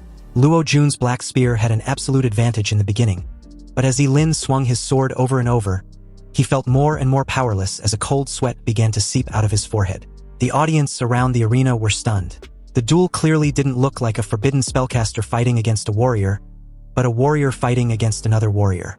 One of them questioned if all forbidden spellcasters fight like Lin, and another replied that they don't. Although Lin was indeed not using any spells unlike what a forbidden spellcaster should, it was still unclear whether he planned on winning against Luo Jun with this strategy. They all expected Lin to be casting forbidden spells like crazy, but the situation they were witnessing was so confusing that no one had an answer. Nonetheless, their curiosity was piqued. As the scene cuts back to the principals watching the live broadcast, they were also dumbfounded as the battle seemed to be different from what they had imagined. However, they also noticed something peculiar and wondered if Lin's sword skill was a forbidden spell. Principal Gao informed the rest that Lin's long knife was a lifespan sword. Basically, it consumes lifespan to make each strike stronger than the previous one. Shocked upon hearing this, Principal Su's expression was extremely ugly. He never thought Lin would actually go as far as risking his already shortened lifespan. He asked Principal Gao how many times Lin planned on swinging his sword. and whether winning the match was worth sacrificing his lifespan. Principal Gao calmly replied Principal Su, reminding him how he confidently stated that Luo Jun wouldn't lose. But judging from the current situation, it seems he was bound to. Principal Gao's arrogant tone made Principal Su advised his friend not to get too excited just yet. His tone carried a subtle threat to which Principal Gao brushed off. Back inside the arena, Yilin's Yangshuo swordsmanship has been superimposed to the 15th level, and each sword strike carried a terrifying force. Luo Jun began to feel an unprecedented pressure that even made his knuckles cracked and bled. The power of each sword slash had increased exponentially as if it was endless. A trace of panic flashed in Luo Jun's eyes because he was going to lose if the situation didn't change. So with the use of the skill, the Shadow Heavy Break, Luo Jun gripped the end of his black spear tightly and lashed it towards Yilin like a giant pillar. Yilin held his blade horizontally to block the strike with great effort, but was still pushed back repeatedly. Seeing that his attack was successful, a fierce look flashed in Luo Jun's eyes. He questioned Yilin if he believes he was the only one who knew forbidden spells. It was in this moment that Yilin spotted Luo Jun activating a forbidden spell talisman, the Dark Dragon Fall. The dark talisman condensed at the tip of Luo Jun's spear as the entire arena seemed to tremble, and the air was filled with a murderous aura.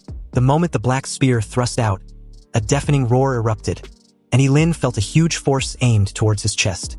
He tried to block the attack with his sword as his body retreated several steps uncontrollably. The collision created an explosive fog which covered the entire arena. When it cleared out, Yilin had dropped his sword and was on his knees. In his chest, Luo Jun's black spear had created a bloody hole and dyed his clothes red with blood. Yilin looked down and saw that the tip of the black spear had pierced his heart and his entire body. Luo Jun approached Yilin with eyes full of pride and ridicule, informing him that since he won't live much longer, he should just be quick with it.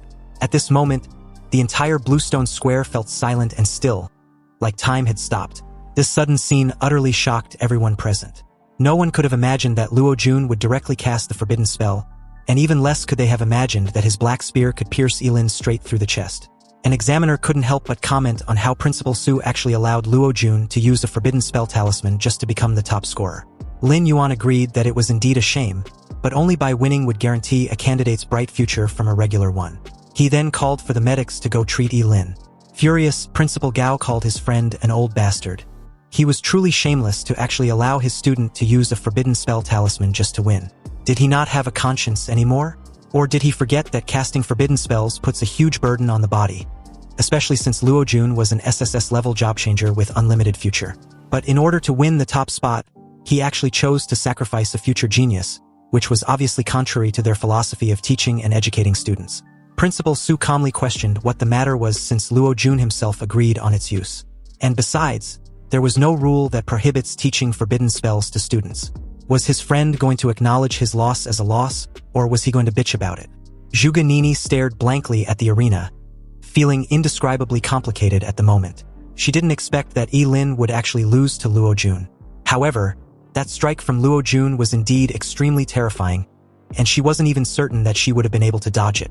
Originally, she was eager to defeat Yilin, but with his current state, he might even die. Zhuge Nini couldn't help but sigh. If Yilin had listened to her advice back then, he wouldn't have ended up in his current situation. Zhuge Changxing saw her daughter's demeanor and told her not to be so anxious because the match wasn't over yet, not by a long shot. Back inside the arena, Luo Jun was sweating bullets, gasping for breath with a pale face. It was obvious that using the forbidden spell talisman had taken a huge toll on him, but who cares? The result was totally worth it. So what if Yilin's level was 18? He still lost to him. It was in this moment that Yilin raised his head and calmly asked the proud idiot what made him believe he had won. Seeing that fierce look in Yilin's eyes, Luo Jun was unable to comprehend what he just heard. Yilin's heart had been pierced, yet he was still acting tough. Pissed off, Yilin pulled the black spear from his freaking chest like it was nothing. It seems like a forbidden spellcaster hadn't appeared in so long that the world has forgotten how terrifying they really were. No one can kill them, and they can only die by their own forbidden spells. A mysterious power burst forth as Yilin cast a forbidden spell, Undying, and at the same time, the yin and yang bracelet on his wrist lit up, and a powerful energy started to rapidly restore his body. The bloody hole caused by the black spear healed at a speed visible to the naked eye until it disappeared completely.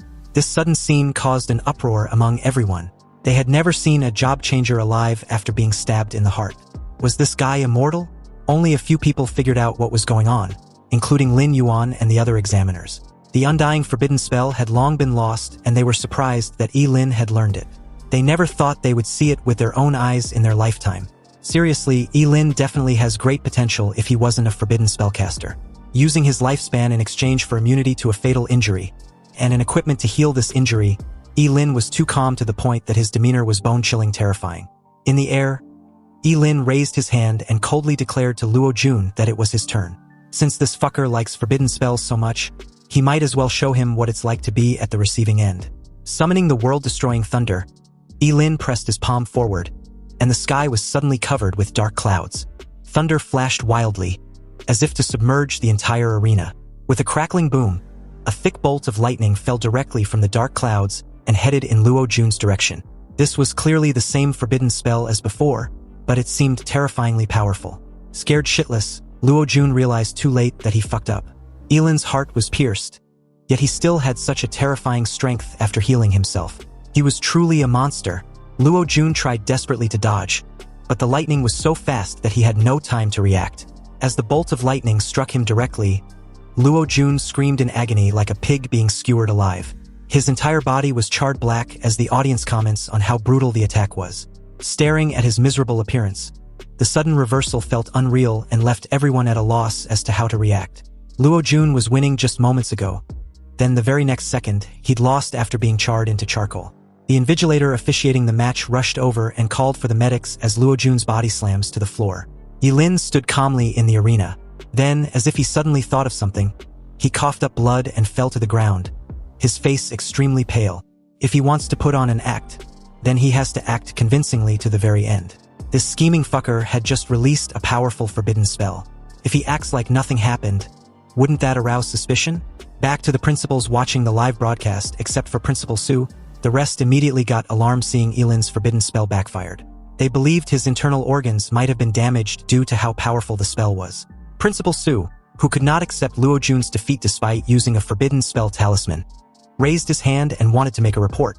According to him, Lin of Qingcheng Academy, who was a level 18 job changer, deliberately used a powerful forbidden spell against a level 14 job changer, intending on killing him.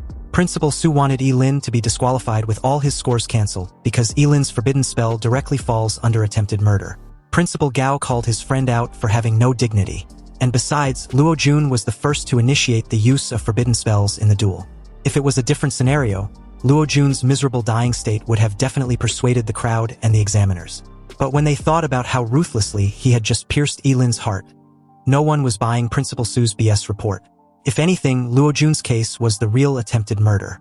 Lin would be crippled or probably dead if he wasn't a forbidden spellcaster. Principal Su gritted his teeth, then turned and left, unwilling to continue watching. Principal Gao stared at him as if he were a clown when he declared his intention to report the incident to the Ministry of Education. Anyway, back in the arena, Luo Jun's charred state was being carried away by the medical staff. The battle ended with Lin's victory, and his score reached 140 points. Lin was already bored with the whole exams and wanted it to be done already. According to him, it was more tiring than killing the underground king of Qingcheng. And to make matters even worse, he had to duel that annoying bitch in the final. Yup, you heard that right. Zhuge Nini won her match with ease and was up against Lin in the final.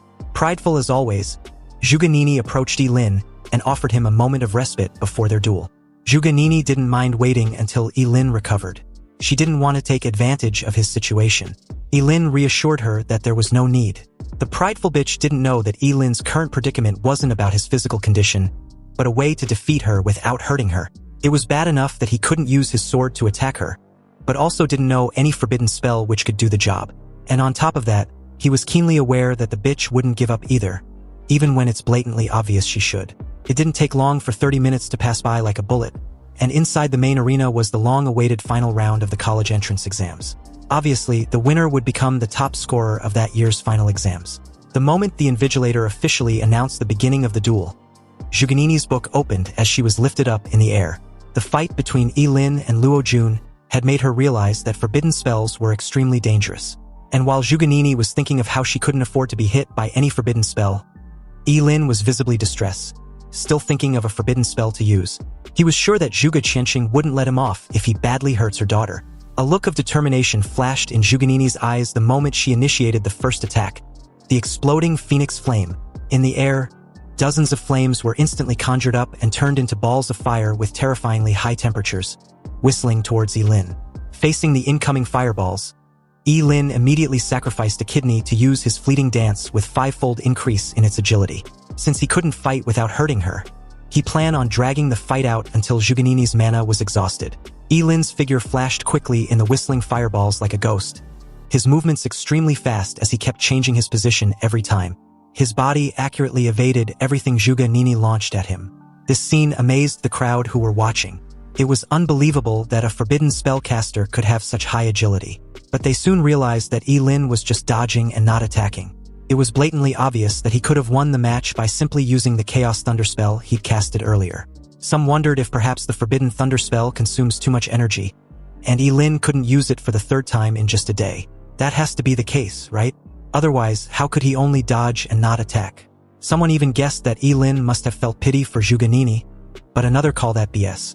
He heard rumors that Yi-Lin had already been accepted as a disciple by Zhuge Qianxing, and must be deliberately trying to give the top spot to Zhuganini. Back in the arena, Zhuganini was annoyed as hell with what Yi-Lin was doing. In her opinion, his behavior of dodging and not attacking was clearly a deliberate way to humiliate her. Yi-Lin just stared at her and shrugged dismissively. He didn't give two fucks about what she thought. And besides, there wasn't any rule that prohibited him from actively dodging whenever he feels like it. Zhuganini got pissed off upon hearing this. Her whole body engulfed in flames, displaying an extremely dazzling red-gold color. She raised her book with the intention of launching an attack that Yi-Lin couldn't dodge. Zhuganini summoned the red surging flame, the same insurmountable wall of flames she used against Ji Lingyu. In an instant, the air above the arena became extremely hot and the temperature rose rapidly. The red-gold flames formed a sea of fire and surrounded Yi-Lin. Frowning, Yi-Lin decided to teach Zhuganini a lesson.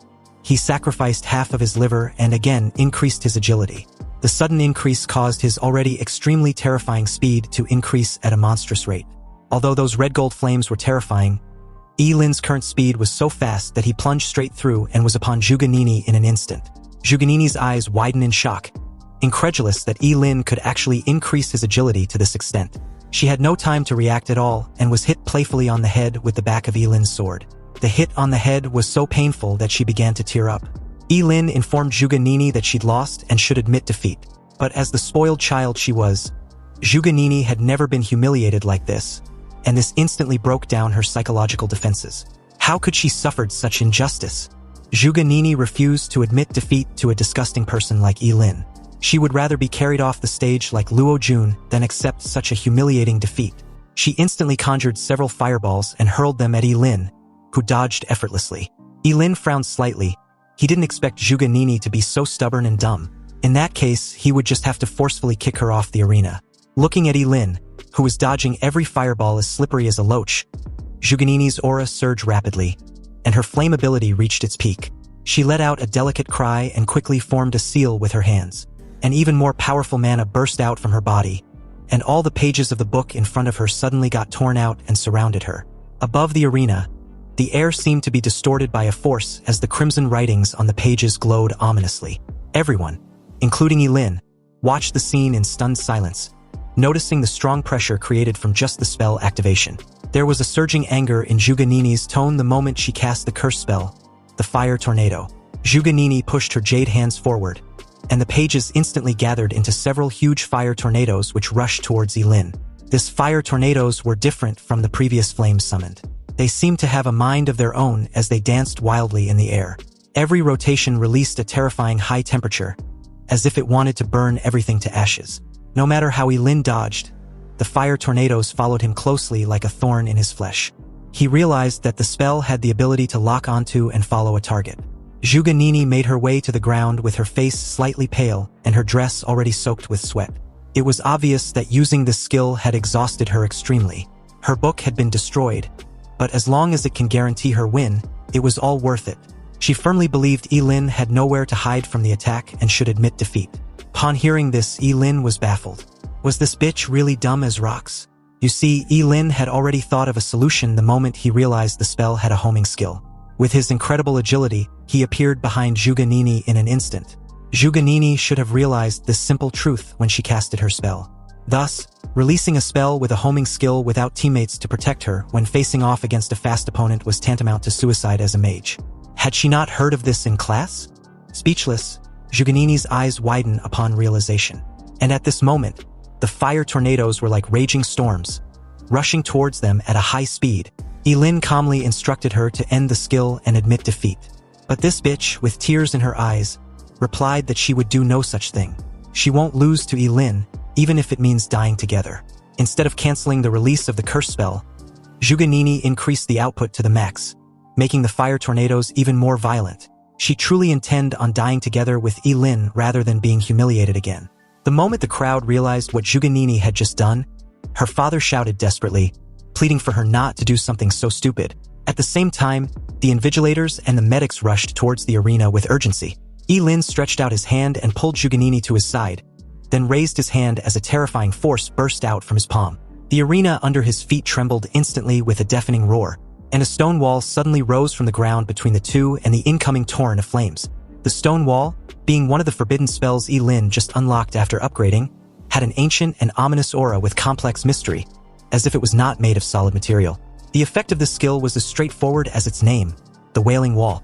It can be summoned from the deepest depths of hell by sacrificing a lifespan. The Wailing Wall can nullify any attack if the attacker isn't 20 levels above the spellcaster. Anyway, like a gate of the abyss, the Wailing Wall opened up and swallowed the overwhelming torrent of raging tornadoes of flames without making any sound.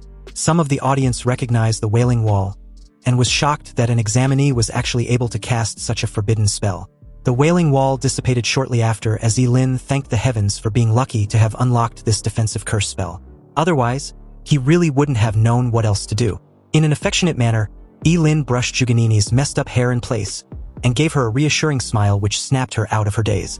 Although Zhuge finally realized how terrifying their gap in strength was, she also couldn't stop blushing. Zhuge felt her heart beating way too fast than her normal heart rate, especially when she also realized that Yilin might not be as bad as she initially thought. The crowd watched the heartwarming scene on the stage and couldn't help but smile. They felt that something was going on between the two and were interested to know more about their relationship. They were convinced that Yilin was just afraid of hurting Zhuge, hence why he never attacked but kept dodging. Then, like splashing cold water on their faces, Yilin unceremoniously kicked the prideful bitch off the arena, reiterating that there can only be one top scorer. Zhuge, who was completely unprepared, fell headfirst onto the ground with a dull thud. There was even a large shoe print on her perky behind to which the live broadcast gave a close-up shot. The speechless crowd just watched in stunned silence. How can a sweet hormonal atmosphere a second ago turned into an abrupt ass-kicking the next? Although Zhuge Qianqing was relieved that her daughter was okay, he couldn't help feeling embarrassed by the whole situation. Zhuge sat up and declared her intentions to get back at Yilin for this humiliation. The invigilator announced Yilin as the winner of the final round of the ring tournament, totaling his points to be 150 and declaring him as Qingqing's champion. As the crowd praised and congratulated him, Yilin hoped these achievements would be enough to enter the Supreme Academy. A lady among the crowd asked Yilin which academy he planned on attending. Yilin's answer was obviously the Supreme Academy, and the crowd shared his excitement and enthusiasm. But as the supervisor of the Supreme Academy made her way inside the arena with Principal Gao and Lin Yuan, she apologized and informed Yilin that he'd been rejected. Principal Gao and Lin Yuan, already aware of Su Chengxin's decision, remained silent with a gloomy expression. Although Yilin had a fair idea of the reason, he couldn't help asking why. The reason was his profession as a forbidden spellcaster. Since the appearance of job changers, there has been 11 forbidden spellcasters, and their average lifespan was 22 years. The longest-lived forbidden spellcaster died at the age of 24. These 11 predecessors only proved that forbidden spellcasters have no value to be trained. Investing resources in them would be like throwing money into the sea. Su Chengxin was extremely blunt, but it was the truth. Yilin understood this, of course, and so did the crowd. Universities train a job changer for 4 years, and Yilin was already at the age of 18, which meant he would be exactly 22 when he graduates, tallying with the average life expectancy of a forbidden spellcaster. For a moment, there was a hint of pity in the eyes of the crowd as they stared at Yilin. A figure suddenly appeared beside him with a familiar windbreaker, gold-rimmed glasses, and an elegant temperament. Zhuge Qianqing informed Su Chengxin and the examiners that he might have already found a solution about Yilin's situation. Hearing this, Su Chengxin asked him to elaborate. Since Yilin was his disciple, Zhuge Qianxing explained that he had developed a method that greatly reduced the impact of casting forbidden spells on his disciple. But if any of them didn't believe him, they can do a physical examination on Yilin's body. With the exception of Su Changxin, everyone, especially Lin Yuan and Principal Gao, were shocked. If Zhuge Qianxing can really reduce the impact of casting forbidden spells on the forbidden spellcaster, then Yilin will really become a rising star. Su Changxin was doubtful. Sure, Zhuge Qianxing was a skilled astrologist, but he's now claiming to have knowledge about job changers. Was Zhuge Qianxing as skilled as the professors at the Supreme Academy? If Yilin still didn't live past the age of 25, would Zhuge Qianxing compensate for the lost resources? Faced with Su Changxin's aggressive questioning, Zhuge Qianxing frowned slightly, then pleaded with her to put her personal emotions aside and just do the checkup. She shouldn't ruin a genius's future because of him. Su Changxin explained that her decision was not based on her personal feelings, but the will of the Supreme Academy. They just can't accept a forbidden spellcaster. At this moment, gossip gleamed in the eyes of the countless people. No matter how dumb they were, they could clearly see that there was a story between Zhuge Qianxing and Su Changxin.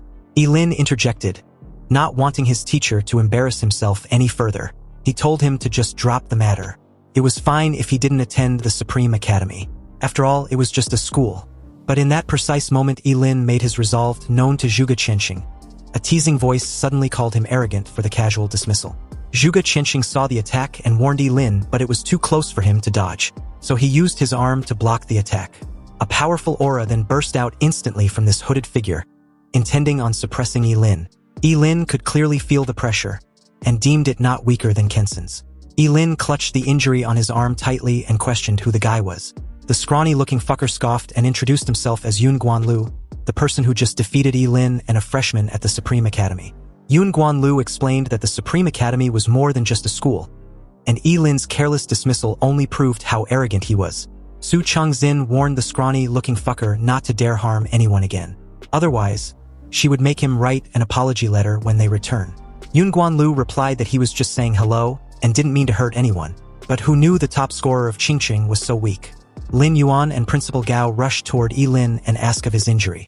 Yilin reassured them that he was fine, but knowing how scheming this guy was, it wasn't a stretch to think he wouldn't make something out of this disappointment.